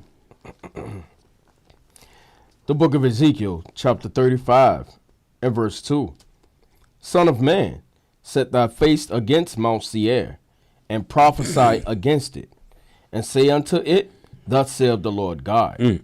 Behold, O Mount Seir, I am against thee, and I will stretch out mine hand against thee, and I will make thee most desolate. You got, man, look, Christian run up on you. You got to go to these scriptures like this. The Lord's saying he going to destroy these people. He keeps saying he going to destroy these people, yet they tell you God love everybody, and everybody can get repentance. The scholars know us. They know that's a lie. Go ahead. Verse 4. I will lay thy cities waste, and thou shalt be desolate, and thou shalt know that I am the Lord. Right, and he did lay their cities waste. That's why they all over the earth wreaking havoc. Go ahead. Verse 5. Because thou hast had a perpetual hatred, and hast shed the blood of the children of Israel by the force of the sword. See? In the time of their calamity. See? Damn. Go ahead. In the time that their iniquity had an end. Come on. Therefore, as I live, and we know the Lord does not die, saith the Lord God, I will prepare thee unto blood, and blood shall pursue thee. They're a vagabond in the earth. That time ain't come yet. Right. Remember their forefather, Cain. He's a fugitive and a vagabond in the earth. That's their daddy. That's Esau. Go ahead. Sith thou hast not hated blood, even blood shall pursue thee. Come on. Thus will I make Mount Seir most desolate, and cut off from it him that passeth out, and him that returneth. Give me verse 10. Verse 10. Because thou hast said, these two nations and these two countries shall be mine. That's Samaria and Judah. The Yep. northern kingdom and the southern kingdom. Go ahead. And we will possess it, whereas the Lord was there. And they possess it now. But the Lord ain't there with them. They're there today, but the Lord ain't with them. Jump down to 15. Damn. No, pick back up at 14. Verse 14. Thus saith the Lord God, when the whole earth rejoiceth. No. 13. Okay. This is just getting better and better. Verse 13. Thus with your mouth ye have boasted against me, and have multiplied your words against me. I have heard them. Thus saith the Lord God, when the whole earth rejoiceth, I will make thee desolate. That means when they done, when they get destroyed, the whole earth gonna rejoice. Go ahead. As thou didst rejoice at the inheritance of the house of Israel. We just read that. Go ahead. Because it was desolate, so will I do unto thee, Thou shalt be desolate, O Mount Seir, and all Idumea, even all of it, and they shall know that I am the Lord. All right. My goodness. Chapter 36 and verse 5. The book of Ezekiel, chapter 36 and verse 5. Therefore, thus saith the Lord God, surely in the fire of my jealousy have I spoken against the residue of the heathen, and against all Idumea. All Idumea. Idumea. The Greek word for Edom. Go ahead. Which have appointed my land into their possession. Which have appointed my land into their possession. Go ahead. With the joy of all their heart, with despiteful minds, to cast it out for a prey. Right. Now, I'll save that. Remember, he said they appointed that land into their possession. That happened, Isaiah 34. I'm going to bring it up in a minute.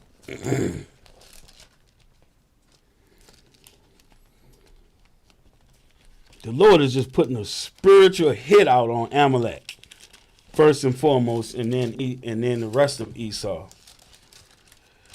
My goodness. 34 and 5. The book of Isaiah, chapter 34 and verse 5. For my sword shall be bathed in heaven. So it's going to be bathed in rulership. Go ahead. Behold, it shall come down upon Idumea. Idumea. Go ahead. And upon the people of my curse to judgment. Now, who's cursed? Who's cursed by God? Who did God say he going to destroy off the face of the damn earth? Amalek. Go ahead. The sword of the Lord is filled with blood. It is made fat with fatness, and with the blood of lambs and goats, with the fat of the kidneys of rams. For the Lord hath a sacrifice in Basra, and a great slaughter in the land of Idumea. God, in the land of Idumea. You keep hearing about Idumea, man. The Lord don't like them people, boy. He hate them people. Go ahead. Verse 7. And the unicorns shall come down with them, and the bullocks with the bulls, and their land shall be soaked with blood. Goodness.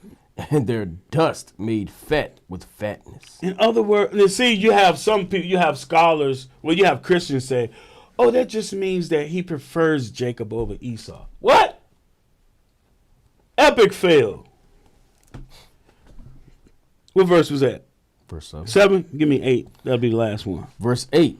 For it is the day of the Lord's vengeance, and the year of recompenses, for the controversy of Zion. What's the controversy? Who the hell is in God's land? If he had his people taken captive, who's in his land now? Right. Same daggone people. The same daggone people. Now we getting into the New Testament. Now, so we've been dealing with Amalek. Now we're going to Herod. Give me Herod the Great, man. What you got? What's the first one on the list? Yeah, what's that below it? Oh yeah, we did that. Okay, we right on time. Yes, Herod the Great.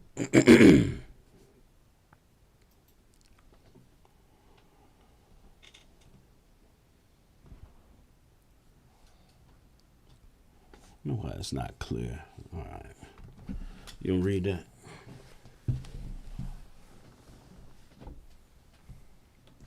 Oh, it's funny how this is. Do it like this.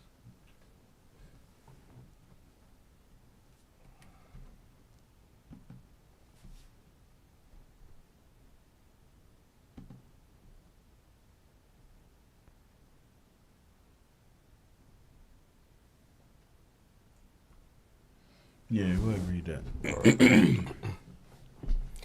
This article is about the Roman appointed king of Judea. For other uses, see Herod, Herod the Great, and Herod the Great. Okay. We want to start right here. Yeah, just start right there. All right. Herod the First.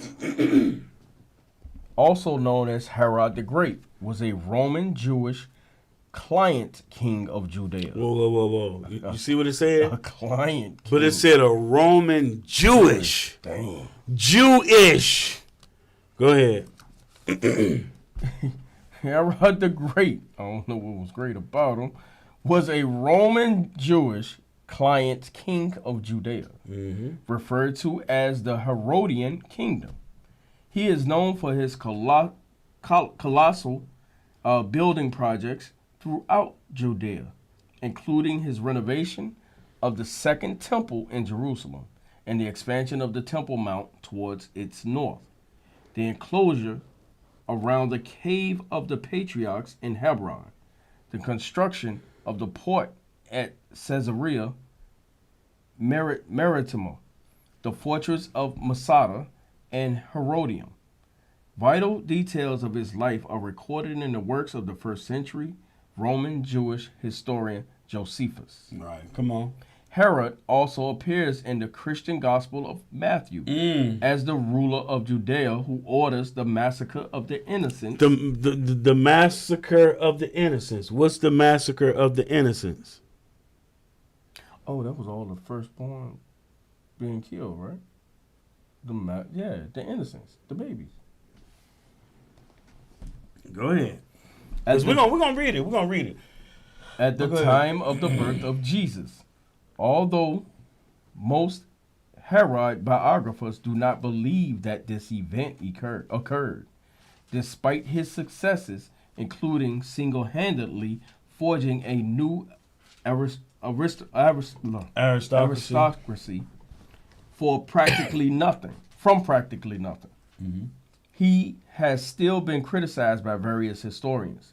His reign polarizes opinion among historians, some viewing his legacy as evidence of success, and some viewing it as a reminder of his tyrannical rule. Upon Herod's death, the Romans divided his kingdom among three of his sons and his sister. Achilles became ethnarch of Judea, Samaria, and Idumea. Herod Antipas became tetrarch of Galilee and Perea. Philip became tetrarch of territories north and east of the Jordan. Yeah, it's going into his children. Now go to biography.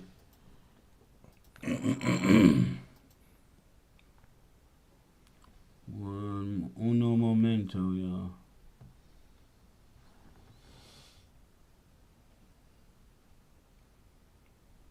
Oh, that's pretty good. There you go. Biography. Herod was born in or around 72 BCE in Idumea. In where? In Idumea, In Idumea. Go ahead. south of Judea. He was the second son of Antipater the Idumean, The Idumean. a high-ranking official under Ethnarch Hyrcanus, yeah. Hyrcanus the So second. yeah, so you had John Hyrcanus. Oh, Because these Edomites were in the land, he forced them to convert and keep the commandments. This thing is gonna get deep too. Watch, keep going. and Cyprus, a Nabatean Nabatian. Yeah. Arab princess from the city of Petra in present-day Jordan. Herod's father was by descent an Edomite. See, he's an Edomite from the land of Idumea. His ancestors had converted to Judaism. There you go, converted. So what are they? It said Herod was raised as a Jew. Right. These are your first Jewish people. Damn. Jewish. Them that say they are Jews and are not. Go ahead. Strabo, a contemporary of Herod, held that the Idumeans, whom he identified as of Nabatean origin, Yeah. That Constant- land. With that, when it's saying Nabatea, it's talking about Petra. You know where you got the yeah, those, it's Mount Seir where they carved into those rocks and they have, it looks like Wall Street. Mm-hmm. It looks like Greece and Rome. It has that type of architecture. Right. That's Nabatea, which is actually Mount Seir. Go ahead. Constituted the majority of the population of Western Judea, where they commingled with the Judeans and adopted their customs. Ooh. This is a view shared also by some modern scholarly works which consider Idumeans as of Arab or Nabateans origin. Mm-hmm. Thus Herod's ethnic background was Arab on both sides of his family. No, he was Idumean. Right. He was an Edomite on his father's side. Right. Now jump down to that and see there where you got the S. It says in 41 BC. Yeah. In 41 BCE, the Roman leader Mark Antony named Herod and his brother Facial Mm-hmm. as tetrarchs. They were placed in this role to support Hyrcanus II. Right, so they were supposed to be supporting John Hyrcanus. Go ahead. In 40 BCE, Antigonus, Yeah. boy, they got some names for you, boy. Mhm. Hyrcanus' nephew took the Judean throne from his uncle with the help of the Parthians. Mm-hmm. Herod fled to Rome to plead with the Romans to restore Hyrcanus II to power. See, he fled to Rome to ask them to give the power back to Hyrcanus. Go ahead. The Romans had a special interest in Judea because their general Pompey the Great had conquered Jerusalem in 63 BCE, Uh-huh. thus placing the region in the Roman sphere of influence. Uh-huh. In Rome, Herod was unexpectedly appointed king of the Jews by the Roman Senate. Whoa, whoa, whoa, whoa, whoa, whoa, whoa, whoa. So they appointed him king of Judea. Just like in 1948. Well, it started before then. 1948, they created the state of Israel, which before then, the other Edomites, the British, had conquered Judea, conquered Palestine, and took it over. They gave it to the Jewish, their brothers, Amalek, the Jewish folks. You got the same thing going on right here. Rome. Right. Rome controlled the province. They gave it to the Idumean. That's Amalek. That's Amalek. Go ahead. Josephus puts this in the year of the consulship of Calvinus and Polio, 40 BCE, but Appian places it in 39 BCE. Herod went back to Judea to win his kingdom from Antigonus. Toward the end of the campaign against Antigonus, Herod married the granddaughter of Hyrcanus II, Miriam, known as Miriam the First, who was also a niece of Antigonus. Mm-hmm. Herod did this in an attempt to secure his claim to the throne and gain some Jewish favor. Mm-hmm. However, Herod already had a wife, Doris, and a young son, Antipater, and chose therefore to banish Doris and her child. Good God. He wants that power. He wants to keep that power. Right. See, he's king. He wants to keep that power. Go ahead. Herod and Sosius, the governor of Syria, at the behest of Mark Antony, set out with a large... Oh, no, you don't have to go there. Pick Okay. back up at that last paragraph. As some believe. All right. As some believe, Herod's family were converts to Judaism. See, converts. Go ahead. His religious commitment was questioned by some elements of Jewish society. Mm-hmm. When John Hyrcanus conquered the region of Idumea, the Edom of the Hebrew Bible, in 140 through 130 BCE, he required all Idumeans to obey Jewish law or to leave. Right. You convert or leave. Convert on that. Right. Most Idumeans thus converted to Judaism, which meant that they had to be circumcised. So this is the same thing. I don't know how deep we're going to get into it, but it's the same thing that happened with King Bulan and the Khazars. Same exact thing. Actually, they chose to convert. But go ahead. And many had intermarried with the Jews and adopted their customs. While Herod publicly identified himself as a Jew. See, he publicly identified himself as a Jew. Go ahead. And was considered as such by some. This religious identification was undetermined by the decadent lifestyle of the Herodians, which would have earned them the antipathy of observant Jews. Herod later executed several members of his own family, including his wife Miriam. No, with that, who he executed was anybody that was in the line of the Hasmonean king. So you had the line of Hasmonean prince kings or priest kings. He killed any of them that had the right to be the ruler. Oh, so anybody that could be king, he had them put to death. Which brings us to Matthew chapter 2. Right. Everything lines up perfectly. Here comes Christ. Right, here comes Christ. So now he's sitting in his seat. He the king. And he's privy to information. Yeah, but he the king. Right. He's the king. That's the spot that Esau want. He want the blessing. He want the promised land. He want all that. Now he's sitting in that seat. Go ahead. Start at verse 1. The book of St. Matthew. Remember, this is spiritual. This ain't Christianity. Pay attention. Go ahead. The book of St. Matthew, chapter 2 and verse 1. Now when Jesus was born in Bethlehem of Judea, in the days of Herod the king, we just finished reading about him. Go ahead. Behold, there came wise men from the east to Jerusalem. That's probably brothers coming from Babylon.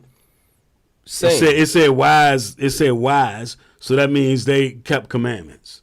They knew and kept commandments. That's what make you wise. Go ahead. saying, where is he that is born King of the Jews?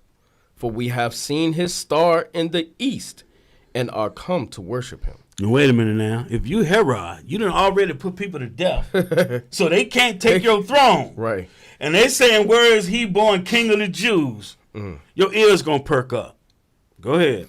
When Herod the king had heard these things, he was troubled, and all Jerusalem with him. And Go when ahead. he had gathered all the chief priests and scribes of the people together, he demanded of them where Christ should be born. Now, see, because you know that's how they roll. That's how they roll. And you had the Herodians, which were Jews. That was a political sect that followed Herod. Right.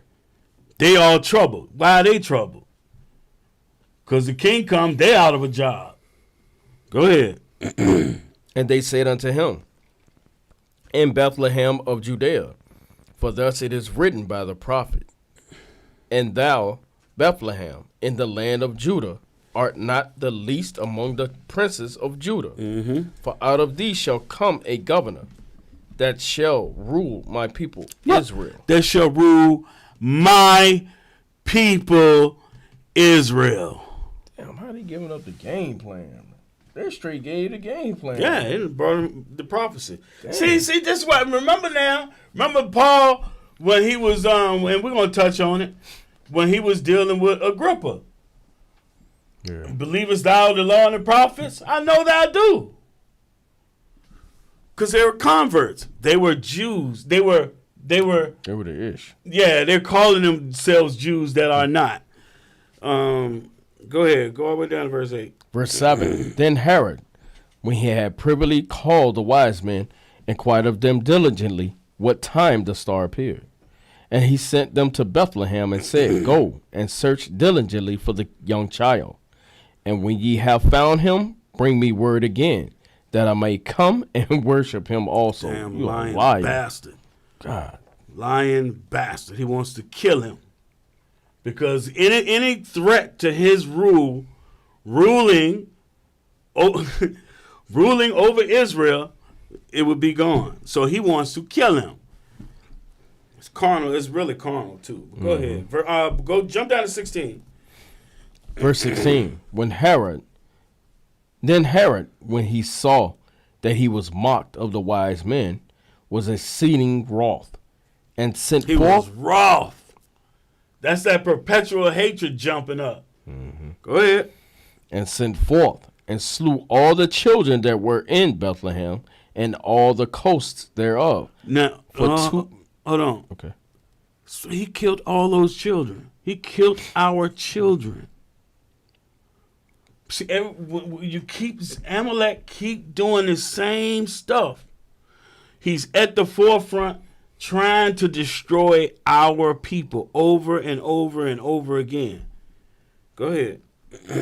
From 2 years old and under, according to the time which he had diligently inquired of the wise men.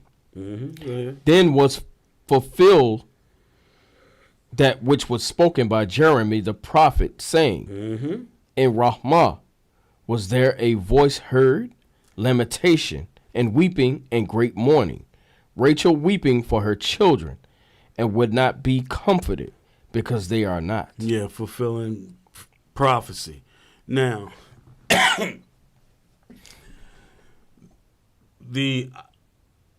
so Herod and them, they were Idumeans, they were converts. So think about this, y'all.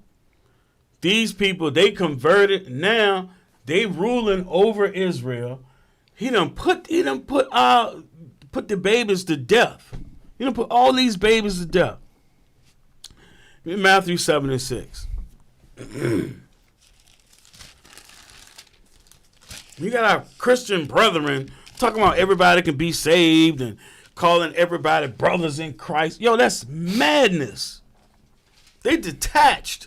We reading out the same book, but we getting two completely different stories. Read that. The book of Matthew, chapter 7 and verse 6. Give not that which is holy unto the dogs. Now, what does that mean? What's holy? Our law, our statutes, commandments, our land, our people, everything. Don't give that to the dogs. Right. But we did. Right? Keep going. Neither cast ye your pearls before swine, lest they trample them under their feet, and turn again and rend you. So did that happen? When Herod was made ruler over us, and he was, from the stories that they tell, he was straight horrible. Right. And he put all these children to death. He put John to death. We gave him what was holy, and he turned around and trampled us with it. Acts 13 and 1.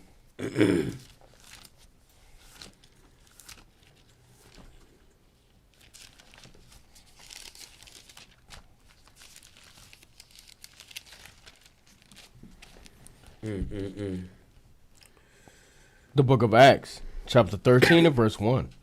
Now there were in the church that was in Antioch certain prophets and teachers, as Barnabas and Simeon, that was called Niger, and Lucius of Cyrene, and Manaen, which had been brought up with Herod the Tetrarch and Saul. So that means that they went to the same school together to learn the law. If you're a convert, you have to learn the law and keep the commandments. So Herod the Tetrarch was brought up with Saul. Now, give me Herod the Tetrarch. I think it should be next. Herod Antipas, yeah.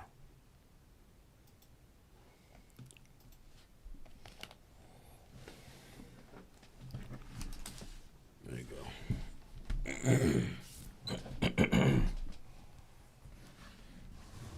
Herod Antipas, let me see, was a first century ruler of Galilee and Perea, who bore the title of Tetrarch, ruler of a quarter, and is referred to as both Herod the Tetrarch and King Herod.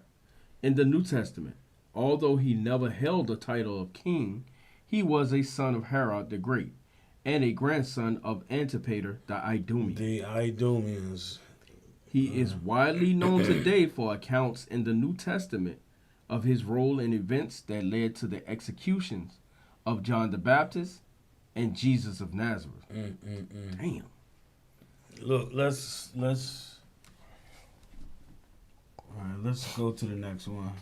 Go John the Baptist, and where it say John the Baptist and Jesus. Yeah, I think I want to read.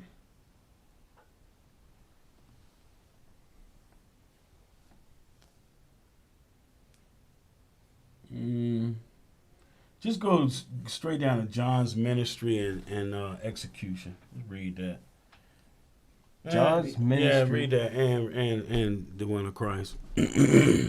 John's ministry and execution. Antipas faced more immediate problems in his own tetrarchy after John the Baptist in 28-29 AD, according to the Gospel of Luke, or 27 AD if the co-regency of Augustus and Tiberius is included in Luke's reckoning of time, for which there is some evidence. Began a ministry of preaching and baptism by the Jordan River, which marked the western edge of Antipas' territory of Syria. The Gospels state that John attacked the Tetrarch's marriage as contrary to Jewish law. Yeah, you read that. You read that in here. Go ahead. It was incestuous, as Herodias was also Antipas' niece, but also Herodias was she Herodias was the niece. She's in here. Go ahead. She in it. She in the Gospels too. But also, John criticized the fact that she was his brother's wife, lending credence to the belief that Antipas and Herodias' married while Herod II was still alive. While Josephus says that John's public influence made Antipas fearful of rebellion. John was imprisoned in Machaerus and executed. According to Matthew and Mark, Herod was reluctant to order John's death, but was compelled by Herodias' daughter, unnamed in the text, but named by Josephus as Salome, to whom had promised any reward up to half his kingdom. She chose as a result of her dancing for guests at his birthday banquet. All right, Jesus' ministry. Jesus' ministry and trial. Among those baptized by John was Jesus of Nazareth, who began his own ministry in Galilee, causing Antipas, according to Matthew and Mark, to fear that John had been raised from the dead. Luke alone among the Gospels state that a group of Pharisees warned Jesus that Antipas was plotting his death, whereupon Jesus denounced the tetrarch as a fox and declared that he, Jesus, would not fall victim to such a plot because it cannot be that a prophet should perish away from Jerusalem. Luke also credits the tetrarchs with a role in Jesus' trial. According to Luke, Pilate, on learning that Jesus was a Galilean and therefore under Herod's jurisdiction, sent him to Antipas, who was also in Jerusalem at the time. Initially, Antipas was pleased to see Jesus, hoping to see him perform a miracle.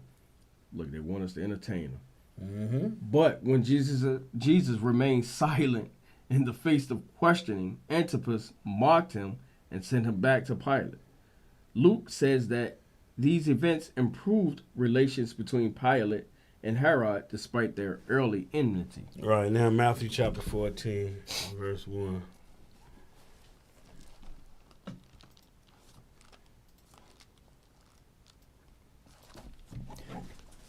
The book of St. Matthew, chapter 14 and verse 1. At that time Herod, the tetrarch, heard of the fame of Jesus, and said unto his servants, This is John the Baptist. He is risen from the dead, and therefore mighty works do show forth themselves in him. Right, so here's Herod the Tetrarch. So you're seeing these Idumeans, you're seeing Amalek. This line is ruling over our people, and this is the time of Christ. Man, you can't make this stuff up. Go ahead. For Herod had laid hold on John and bound him and put him in prison for Herodias' sake, Yeah. his brother Philip's wife. For John said unto him, It is not lawful for thee to have her. And when he would have put him to death, he feared the multitude, because they counted him as a prophet. Right. As soon as you read that, the first thing popped up in my mind was Amos, where it said they hate of him that rebuketh in the gate. Like, nah, you gotta put him to death. Go ahead. No. So look, we read it. I had planned on going all the way down to verse 11, but we don't have to. There's Herod the Tetrarch. These same people, these Idumeans. Now, give me Herod Agrippa.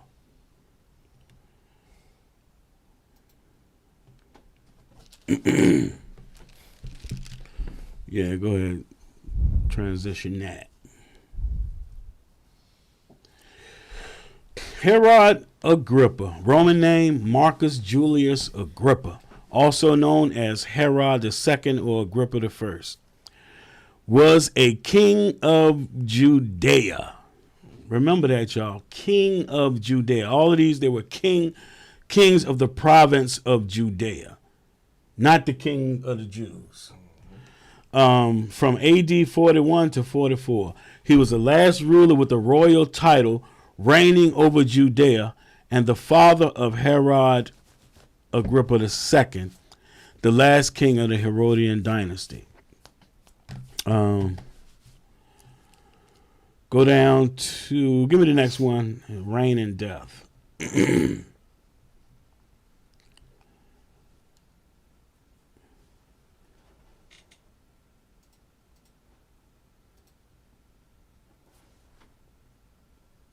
We're going to take a break soon, y'all. But we're going to finish this night. Yeah, reign and death. Agrippa governed Judea to the satisfaction of the Jews. His zeal, private and public, for Judaism is recorded by Josephus. I'm jumping down to where it says Acts of Apostles. Give me Acts 12. It says Acts of the Apostles, chapter 12, 1 through 23, where Herod Agrippa is called King Herod. Reports that that he persecuted the Jerusalem church, having James the son of Zebedee killed and imprisoning Peter around the time of Passover. Man, you got to see this through this. Why is it these Idumeans is putting us to death constantly? And these are converts. And they all The first appearance of white folks right. being Jew, because before this, you're not gonna find nothing, no type of artifacts where the Jews are white. None whatsoever. Around the time of Passover, Blastus is mentioned in Acts as Herod's chamberlain. After Passover in AD 44, Agrippa went to Caesarea. So go ahead, give me that. Start at verse 1. Acts 1 through 7. The book of Acts, chapter 12 and verse 1. Now about that time, Herod the king stretched forth his hands to vex certain of the church. And he killed James, the brother of John, with the sword. And because he saw it pleased the Jews, he proceeded further to take Peter also. Now remember now, the Lord said we're going to have war with them from generation to generation. That's why I'm not saying Edom. I keep saying Amalek. Right. Idumea and Amalek. Because the Lord said we're going to have war with them from generation to generation. They at the forefront of it. Go ahead. Then were the days of unleavened bread Once again, because Christ got put to death. on Passover. Yeah, on Passover. And they did it the same way. And when he had apprehended him, he put him in prison and delivered him to 4 quaternions of soldiers to keep him, intending after Easter to bring him forth to the people. Come on. Peter therefore was kept in prison, but prayer was made without ceasing of the church unto God for him. And when Herod would have brought him forth, the same night Peter was sleeping between 2 soldiers, bound with 2 chains. Stop. No, 2 chains won't sit beside him. No. And the keepers before the door kept the prison. And behold, the angel of the Lord came upon him, and a light shined in the prison, and he smote Peter on the side, and raised him up, saying, Arise up quickly. And his chains fell off from his hands. Now give me verse 11. Verse so 11. so now see, now Peter, the Lord had plans for Peter. Right. Go ahead, verse 11. Verse 11. And when Peter was come to himself, he said, Now I know of a surety that the Lord hath sent his angel, and hath delivered me out of the hand of Herod, Herod delivered me out of the hand of Herod. Go ahead. and from all the expectations of the people of the Jews. Right, because the Jews was in agreements with that. Because he saw that it pleased the Jews. What verse was that? Verse 11. No, verse 3. And because he saw it pleased the Jews, they were happy. See, it's saying, remember now, they had envy. They had envy for Christ. They had envy for the disciples. Now, Acts 25.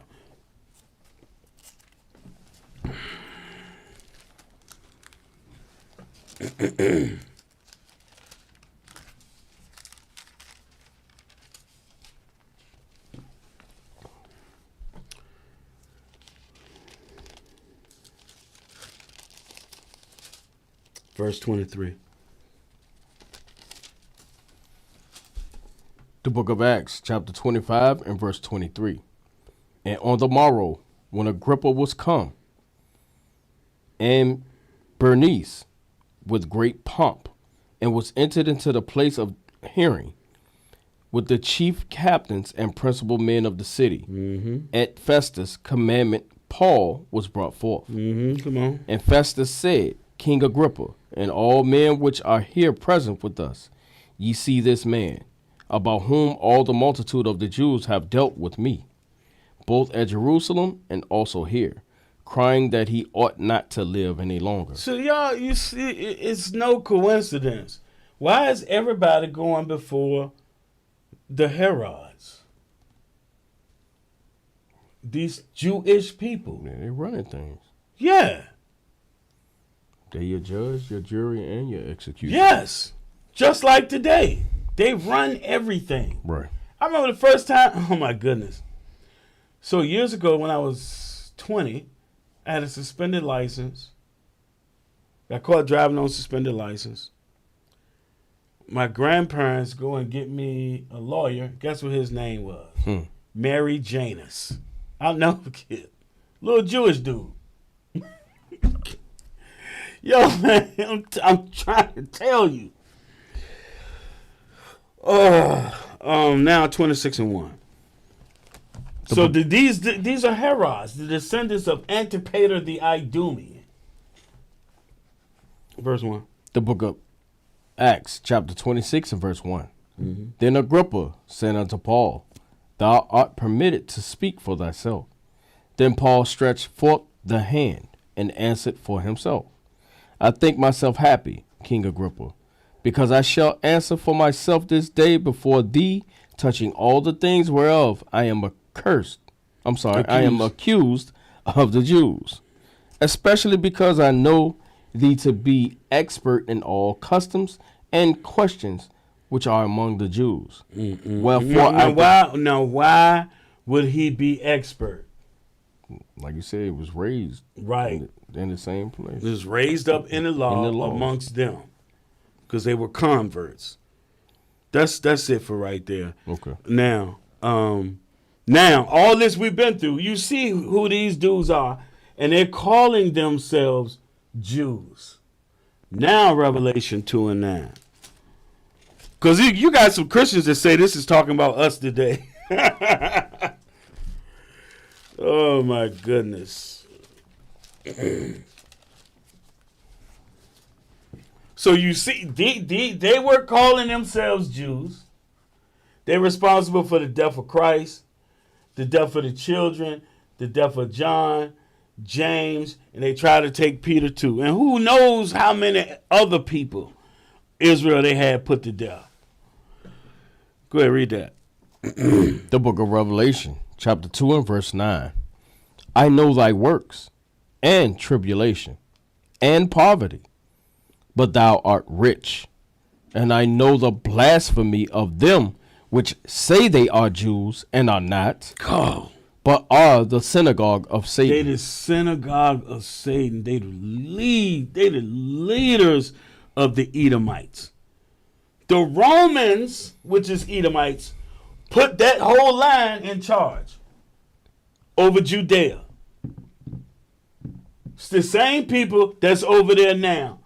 Their brethren, the Britons, Great Britain, put them in that land. Same thing. Same daggone thing. Now verse 3 and 9, and we're going to take a quick break. Both of y'all look like you need some coffee. The book of Revelation, chapter 3 and verse 9. Come on. Behold, I will make them of the synagogue of Satan. Because ain't nobody else running around telling everybody they the Jewish people, and if you say anything against them, you anti-Semitic. Ain't nobody going all over the earth doing evil like that. Ain't nobody else controlling all the other countries. Or Ukraine, please, Israel, side with us, send us some weapons. Condemn Russia. Come on. Which say they are Jews, Because they're the ones, they were saying that they were Jews. They were converts. They were saying they were Jews. Go ahead. and are not, Uh-huh. but do lie. Behold, I will make them to come and worship before thy feet, Why? and to know that I have loved thee, No, I thought God loved everybody. and to know that I have loved thee. He loves Israel. All right, so with that, we're going to take a break, and we're going to come back with some scholarship, and we shouldn't be too long. Kick that song, homie.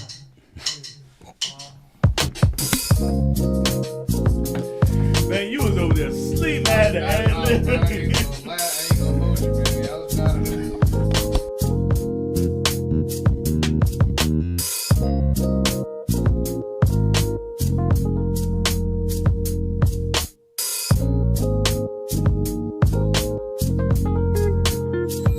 Gather yourselves together, a nation of desire. Gather yourselves together and lift your hands up high. Gather yourselves together, nation of desire. Gather yourselves together, 'cause you're not alone. We've gone all week in captivity. Captivity is tough, y'all. Looking forward to see Matthew 12 and 15.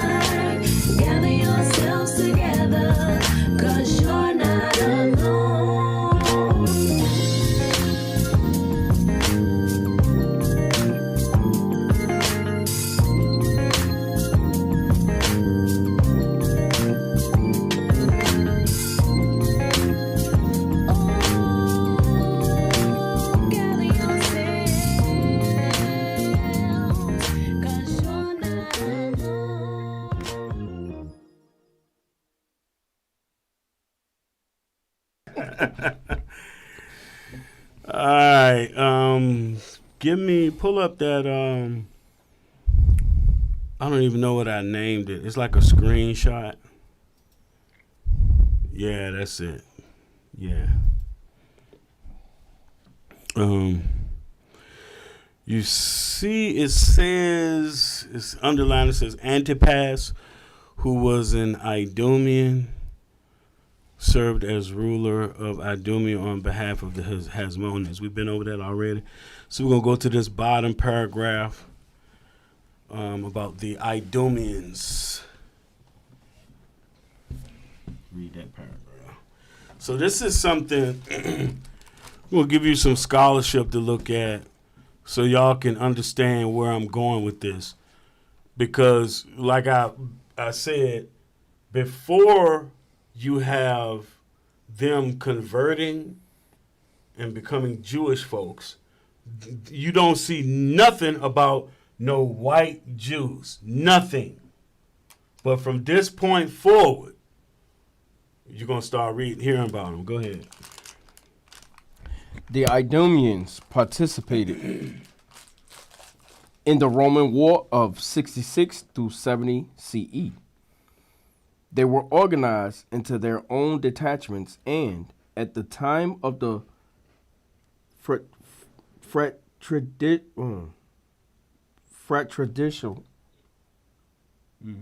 war in Jerusalem between the Zealots and their opponents under the leadership of Anan, hastened to the help of the Zealots on the assumption that Anan and his associates intended to deliver the city into the hands of the Romans. The Idumeans were led by 4 commanders. They penetrated into Jerusalem on a rainy night and freed the Zealots, who were besieged in the temple. So the Zealots would be the dagger men or the Sicarii. It's talking about when Titus and Vespasian came to destroy Jerusalem, these Idumean converts came to fight with Israel. Yeah, they came to fight on our side. Keep this in mind. Go ahead. Thus triumphing over their enemies. During the siege of Jerusalem by Titus, they constituted a special division, numbering 5,000 men. They were led by 10 officers, the most prominent among them being Jacob B. Sosis and Simeon B. Catala. They acted under the high command of Simeon B. Giora. Johanan, the brother of Jacob, was killed during the siege, and the Idumeans were prominent in the defense of Jerusalem. Titus, too, regarded them as an important element of the Judean military force. It is not known which were the most important Idumean centers of settlement at the end of the days of the Second Temple. At the time of the Parthian invasion in 40 BCE, Marissa had already been destroyed, and Adora no longer appears in the sources of the period. On the other hand, Hebron is mentioned. All right, so that's the end of that. Now, what you got? What's next?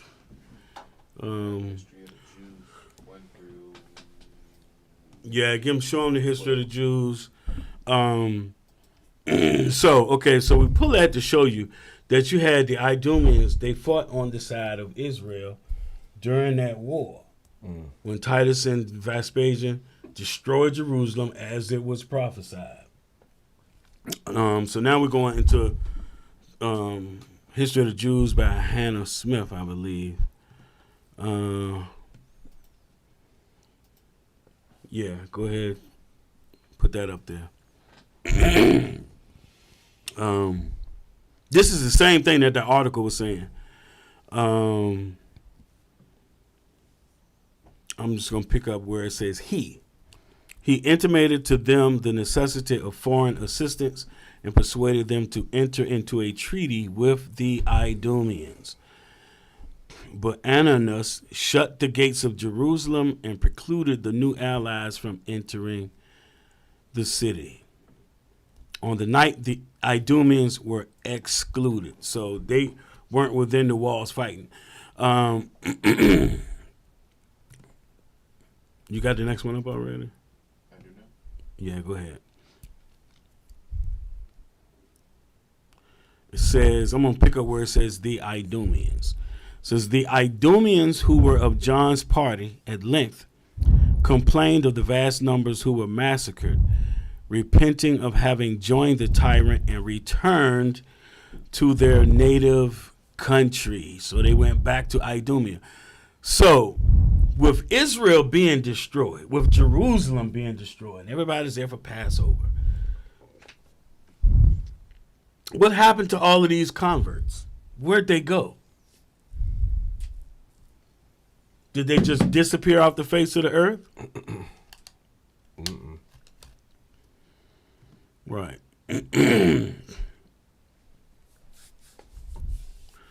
Now, I'm not sure if that's the right one, but I guess it is. Yeah. Yeah, so now the temple is destroyed. The real Jews are scattered. And also, you have these converts, these Idumeans. What happened with them? All right, so the one that says Spanish and Portuguese Jews, I want y'all to pay close attention. Now this, when you matter of fact, give me Romans 14.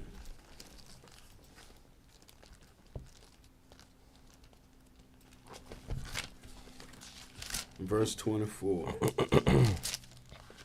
No, 15:24. The book of Romans, chapter 15 and verse 24. Whensoever I take my journey into Spain, I will come to you, for I trust to see you in my journey, and to be brought on my way thitherward by you, and if first I be somewhat filled with your company. Right. So Paul was writing to the original Jews of Spain. There's Spain and Portugal. So now put that back up. Yeah. So it says the Spanish, and we're in the same book. We're in the same book, History of the Jews by Hannah Adams. It says the Spanish and Portuguese Jews claim their descent from the tribe of Judah, and found these pretensions in a supposition which prevails among them, that many of their ancestors removed or they came to Spain. Now, today you have these people saying that they're the Sephardic Jews. That's what they're claiming. And they claim that they got their lineage. Nah. We're going to show you. You have black Jews and you have white Jews, and they did not deal with each other. Let's go to the next one.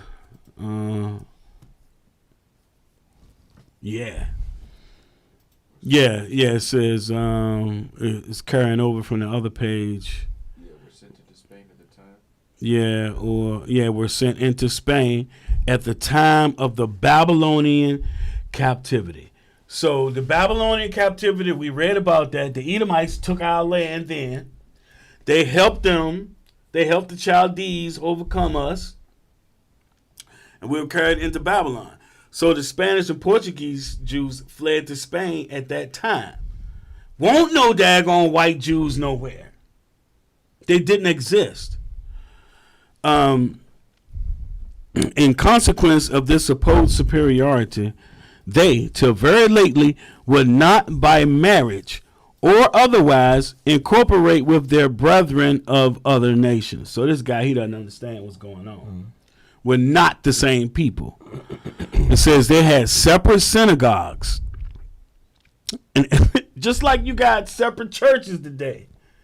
You got urban churches, and then you got regular churches, black and white. They had separate synagogues. And if a Portuguese Jew, even in England or Holland, married a German Jewess, notice it said German. Who were the German Jewish people? Those are the white ones. If a Portuguese Jew, even in England or Holland, married a German Jewess, he was immediately expelled from the synagogue. Now, why is that? Got to put the evil out of Israel. Right. You're not supposed to make marriages with them. Right. Only your fellow Israelites of the 12 tribes. Right. Deprived of every civil and ecclesiastical right. And ejected from the body of the nation. Gotta go. So our people knew. They know these Jewish people are not our people. They know this. They knew it. Now we got to learn that thing, regardless of what they're saying. Because they say, we accept anybody can believe in Judaism. What are you talking about? A late instance has occurred of a Jew in Berlin who, having married the daughter of a Portuguese physician, the parents of the girl went in mourning as for death of a relation.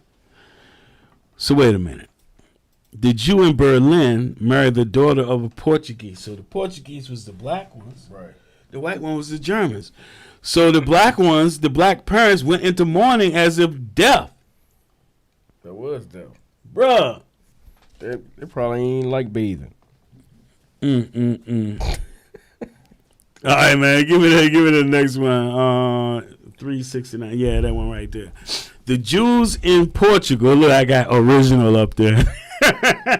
The Jews in Portugal remain separated from the Germans. And I got imposter written right there.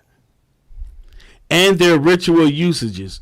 But government has destroyed the obstacles which the institutions of Portugal opposed to their marriage with the Germans. Oh, wow. They got the government involved. See that? So you had black ones and you had white ones. And we understood that those white ones were not the real people. They're converts. That's Amalek yet again. I don't even know what they're called. Next one. The resident Jews are divided. Yeah, that one. The resident Jews are divided into two classes called the Jerusalem. Okay. This is in, I believe this is in India. I think this is Cochin, India. The resident Jews are divided into two classes called the Jerusalem or white Jews.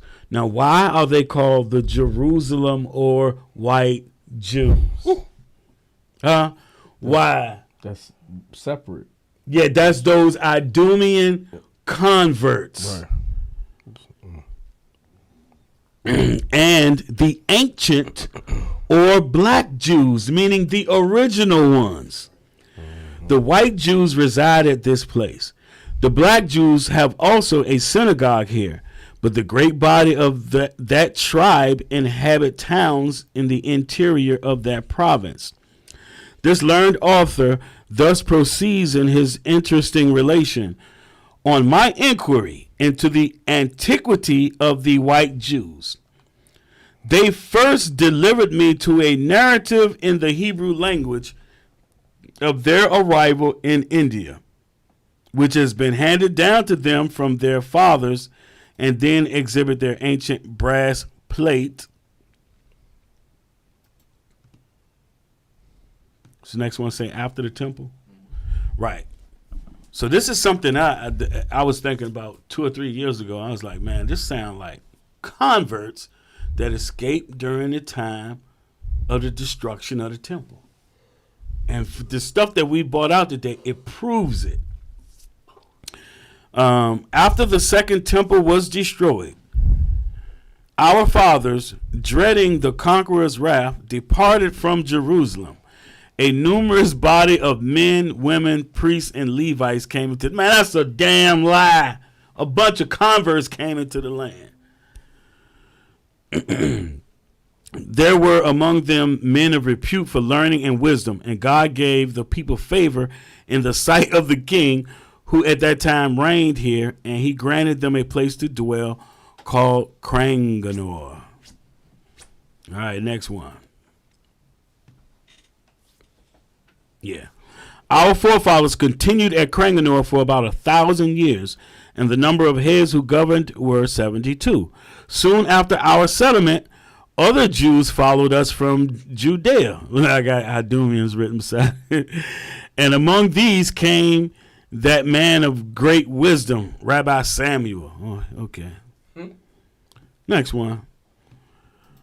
The Jews of Cochin, says our author, loaded him with civilities and gave him a number of entertainments, though the climate had rendered them so swarthy, this is talking about the white ones now, had rendered them so swarthy that they were almost mulattoes. What he don't get is the Herods and them, they were dealing with the Nabateans, which is Arabs. They was mixing with them. Yeah, that's why you have some that have a little color. But then when the ones that went up, those converts that went up to, they come out the Caucasus Mountains. No, they pasty. Powder. They would have considered themselves dishonored if they had eaten, drank, or prayed with the black or Negro Jews of Malabar. These are the originals. Yeah. The black ones are the originals. The Negro ones are the originals. When you look at, there's books of the Israelites being slaves in Egypt and they black. And these people got the nerve when you try to bring something to their attention. Oh, you're anti-Semitic. No, we pro Exodus 17. Let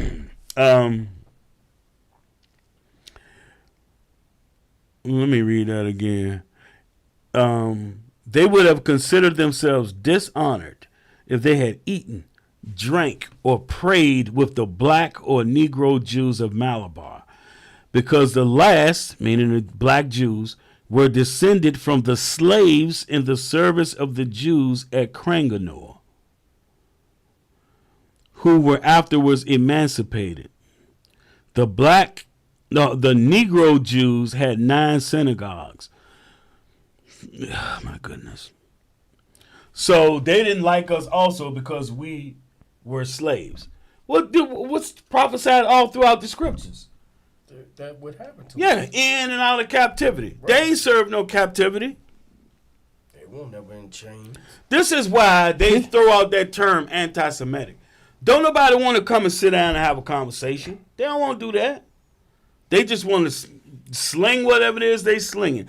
That flood, them lies. They just want to keep slinging that. You're going to have to deal with Israel. We got questions for you. How you anti-something if you're a part of that? Something? Right, yeah. I'm anti-Negro. But everybody just taking their word for it instead of going Bro, not just taking their word, they running up on the people that they claiming is anti-Semites. Anti-Semitic. You got people that they're not even investigating to see what's going on, just running up in somebody's face, man. Just go and investigate. You're going to find out. You're going to understand why they don't want you to point out that they own and run everything. Because when you read the scriptures, you find out, hey, God's people are poor. Right. Like, it don't match up. Something ain't right. Somebody lying.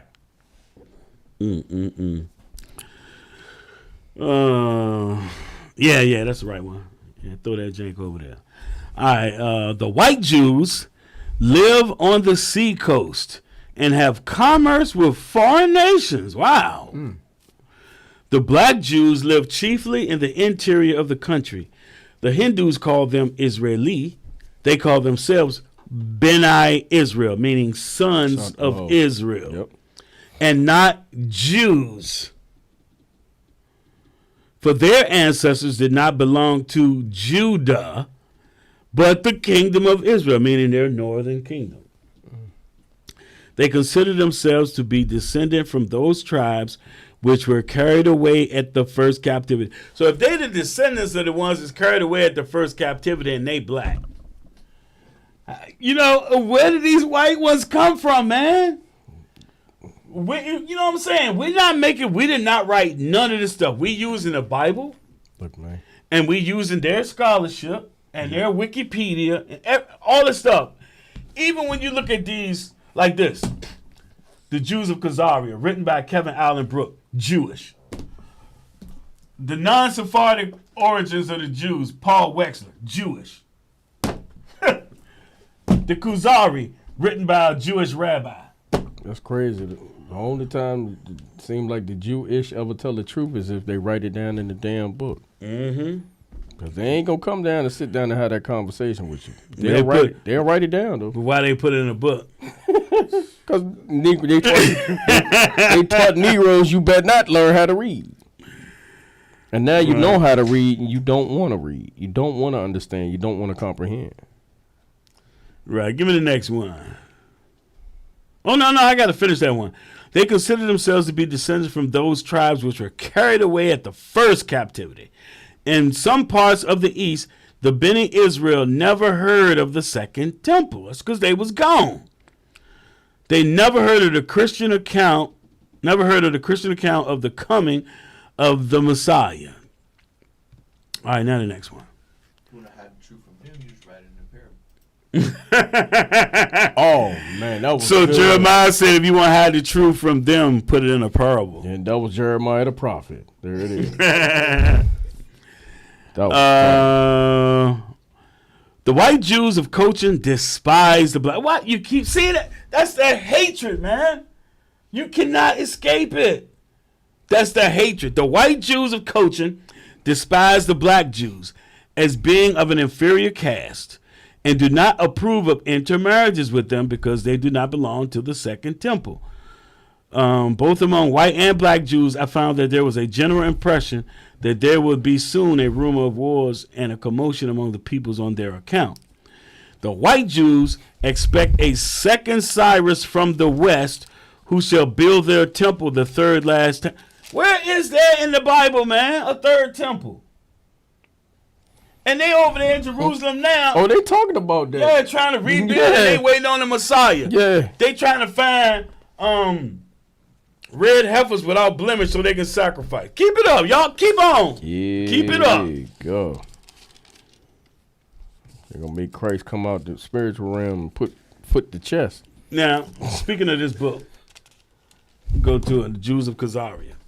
We're just hitting one little nugget in here because we're almost at the end now.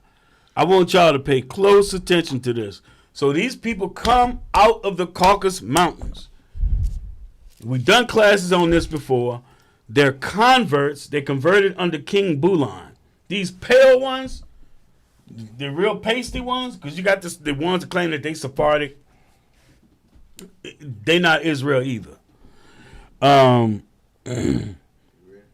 Yeah. It is said that many royal Khazars immigrated to Spain. So this is why I'm saying these people that call themselves Sephardic Jews, they ain't nothing but Khazars too. Nothing but Khazars. So they were coming to Spain and Portugal to learn from the Jews that have been there many, many centuries. It is said that many royal Khazars immigrated to Spain in the 11th century. It is also possible that Khazar merchants arrived in Spanish port cities since the Moorish rulers were tolerant of Jews. In the Kabbalah, composed in 1161, Abraham ibn Duad stated that descendants of the Khazars were in Toledo, part of Andalusia, which is Spain and Portugal, during his lifetime. Ibn Duad added that these Khazars were rabbinical Jewish students. So they were coming to learn from the real Jews. Not surprising. Right. So when the persecution and time came for the real Jews to go into slavery, who do you think became the Jews? who records do you think they have? Ours. Right. Damn. Perhaps these scholars came to Spain from Kievan Rus. Where's Kievan Rus? Damn. Where is Kievan Rus? Kiev? Yes, it's Kiev. Ukraine? Yes. Kiev, Ukraine. Wow. Since it is known that Russian Jewish scholars from Kiev and Kenigov studied, well, anyway, they came and studied. Now, Kuzari. Yeah, show that, Jan. Last book, the Kuzari. This is a very interesting book. It's good. I like it.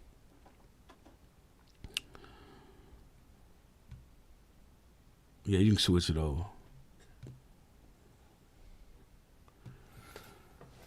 All right. So, moreover, this is a direct hit right here. Remember when we was young? Yeah, I sank your battleship. Yeah.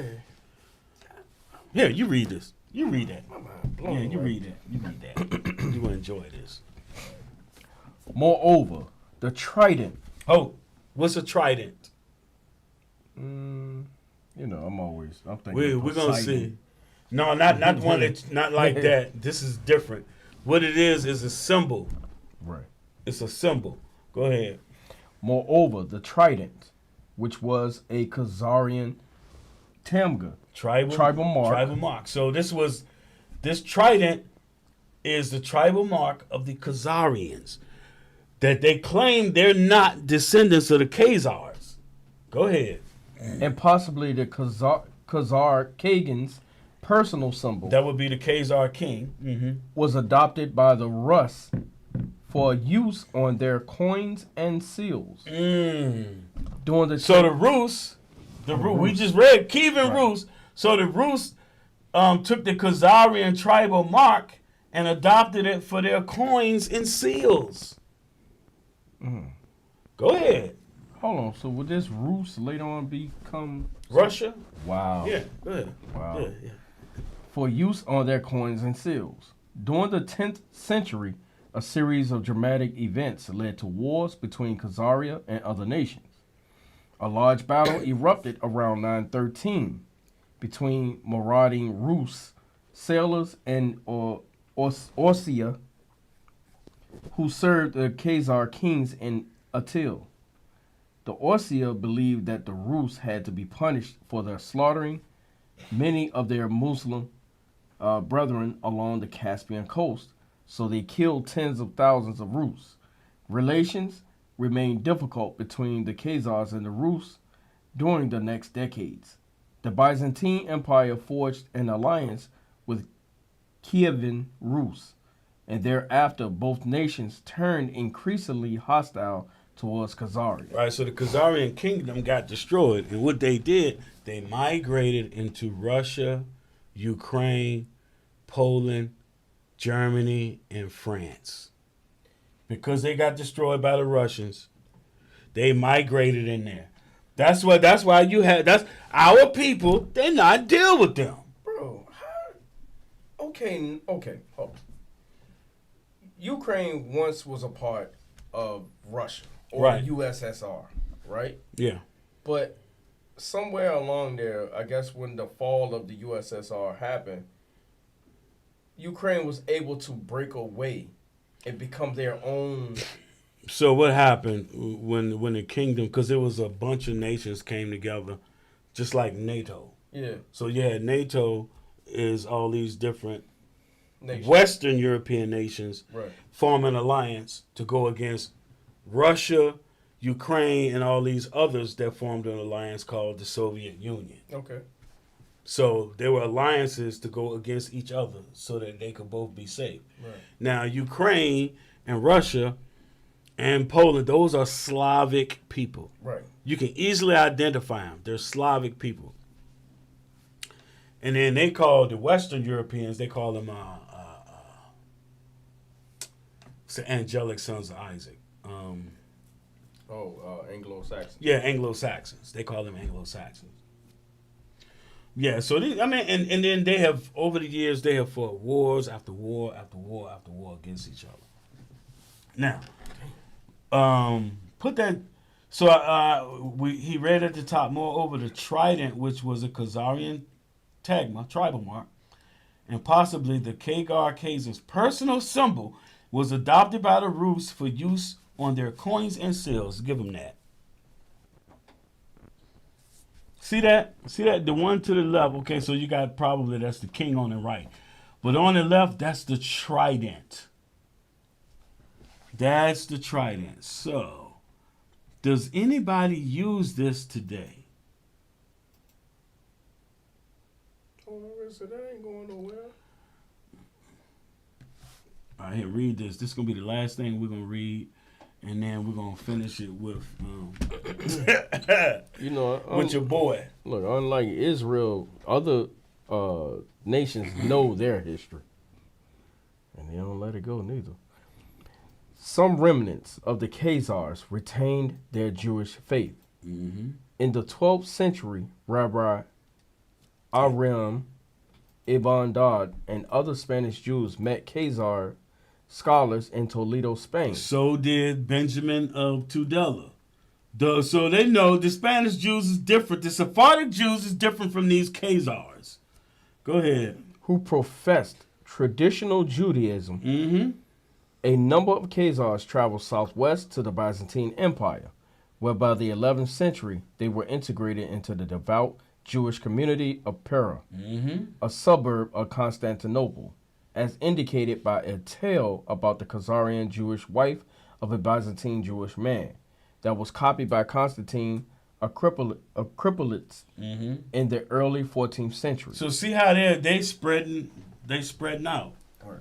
Also, just for the sake of time, I didn't go into it, but you had other Jewish people from the time of the temple going into other places. It tells you about them. So they're spreading out, and then we going into captivity. Go ahead. Here go. Other groups of Jewish Khazars settled permanently in Ukraine In Ukraine. Go ahead. and Lithuania Mm-hmm. and adopted the East Slavic language. Go ahead. During the 15th through 17th centuries, That's the 14th through the 1600s. these Slavic, And this is when we going into captivity. Go ahead. these Slavic-speaking Khazars intermarried with Yiddish-speaking Ashkenazi Jews arriving good. from. You good. So now, this is the last thing before we close out. So that symbol, that trident, go ahead and put that picture up. Yeah, that trident right there. You see it on the left. Guess who's using it today?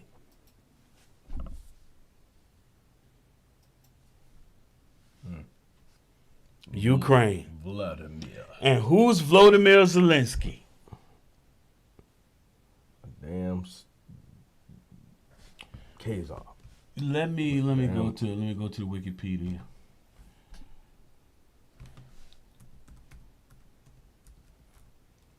There we go. Volodymyr Zelensky. Oh no, he outlawed the letter Z in Ukraine, so it's Zelensky.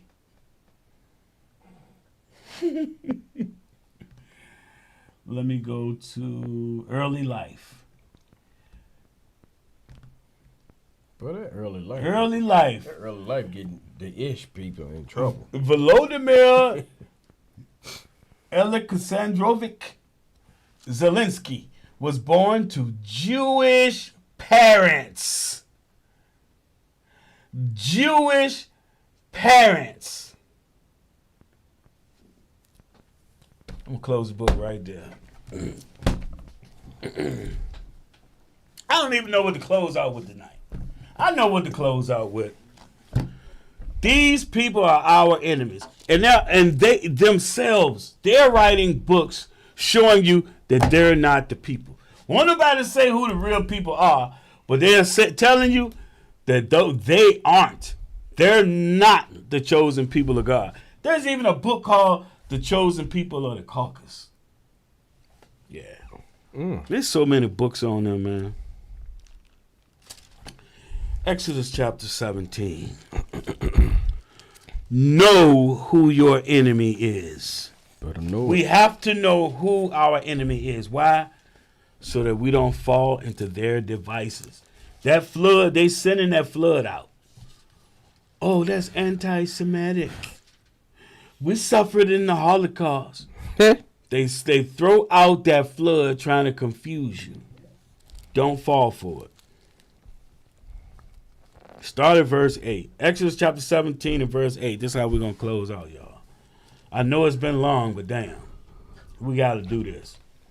Everybody doing it. Everybody doing hitting Amalek. I wanted to go at the spirit and show the past, the middle times, the time of Christ, and even now. Bring it up to the day. Go ahead. The book of Exodus, chapter 17 and verse 8. Then came Amalek and fought with Israel in Rephidim. Mm-hmm. And Moses said unto Joshua, choose us out men and go out, fight with Amalek tomorrow. Yeah, those chosen men is going out on corners like the Christians say and yelling at people. Mm-hmm. We're going out there bringing it out to our people, trying to get them to repent. These chosen men. Go ahead.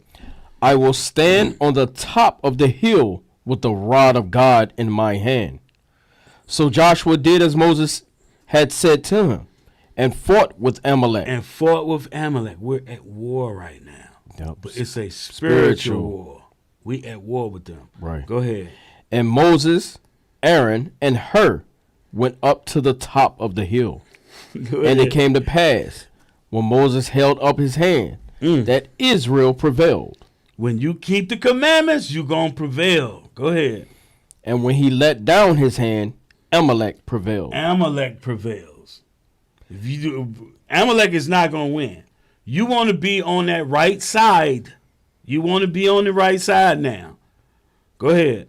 But Moses' hands were heavy, and they took a stone and put it under him, and he sat thereon. And Aaron That's and Christ.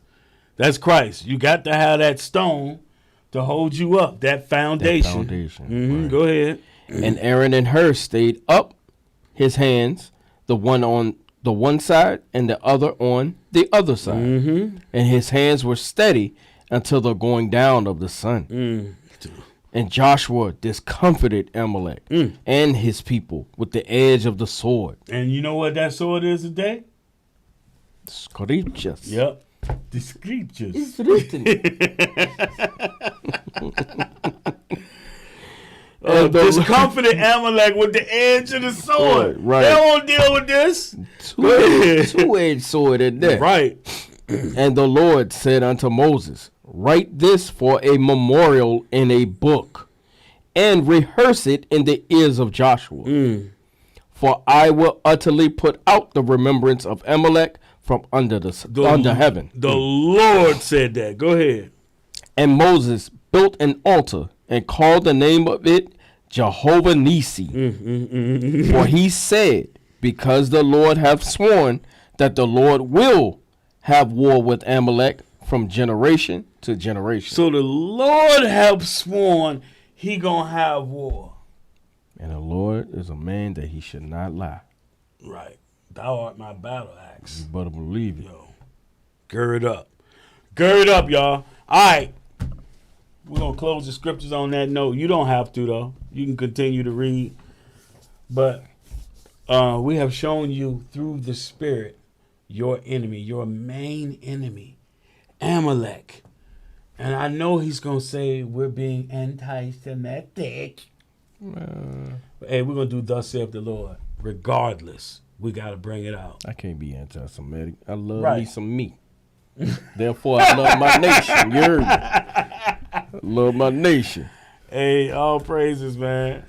All praises to the Most High.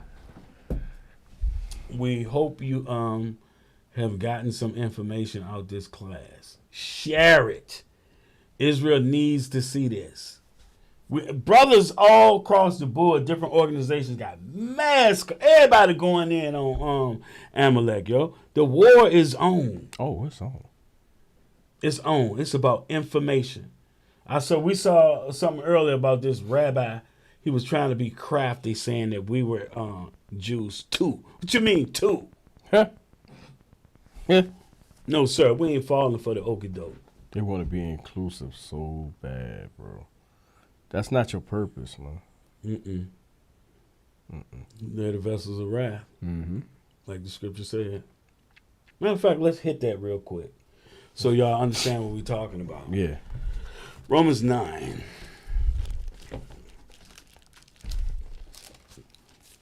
The Lord created everything for himself. Yep.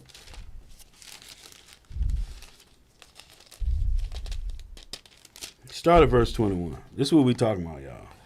The book of Romans, chapter 9 and verse 21. Hath not the potter power over the clay, of the same lump to make one vessel unto honor and another unto dishonor? What's that vessel? I mean, what's that lump? That lump was Isaac and Rebekah. Mm-hmm. And out of Isaac and Rebekah came a vessel of honor, Jacob, and a vessel of dishonor, Esau. Right. Go ahead. Verse 22. What if God, willing to show his wrath and to make his power known, endured much long suffering the vessels of wrath? So he's put out with, even he said we're going to have war with them from generation to generation, but he has put up with this vessel of wrath. He uses them for his wrath. He's punishing the whole world with these people. When they're gone, everybody's going to rejoice when they're gone. Go ahead. Fitted to destruction. Fitted to destruction. He's going to destroy them. There's no other nation fitted to destruction. None. Right. When you go into Ezekiel, he's going to show every nation mercy except Esau. Go ahead. And that he might make known the riches of his glory on the vessels of mercy, On the vessels of mercy. That's us. which he had afore prepared unto glory. Israel. He prepared unto glory. There you go. A vessel of honor and a vessel of dishonor. Right. They are the total opposite of what the Israelites are supposed to be In everything. in everything. All right. That's going to do it. Most High in Christ bless y'all. I'm your brother Jacob, and I'm your brother Joab. we got sleeping Jeremiah Yisrael on the computer. But then he always say, Shalom.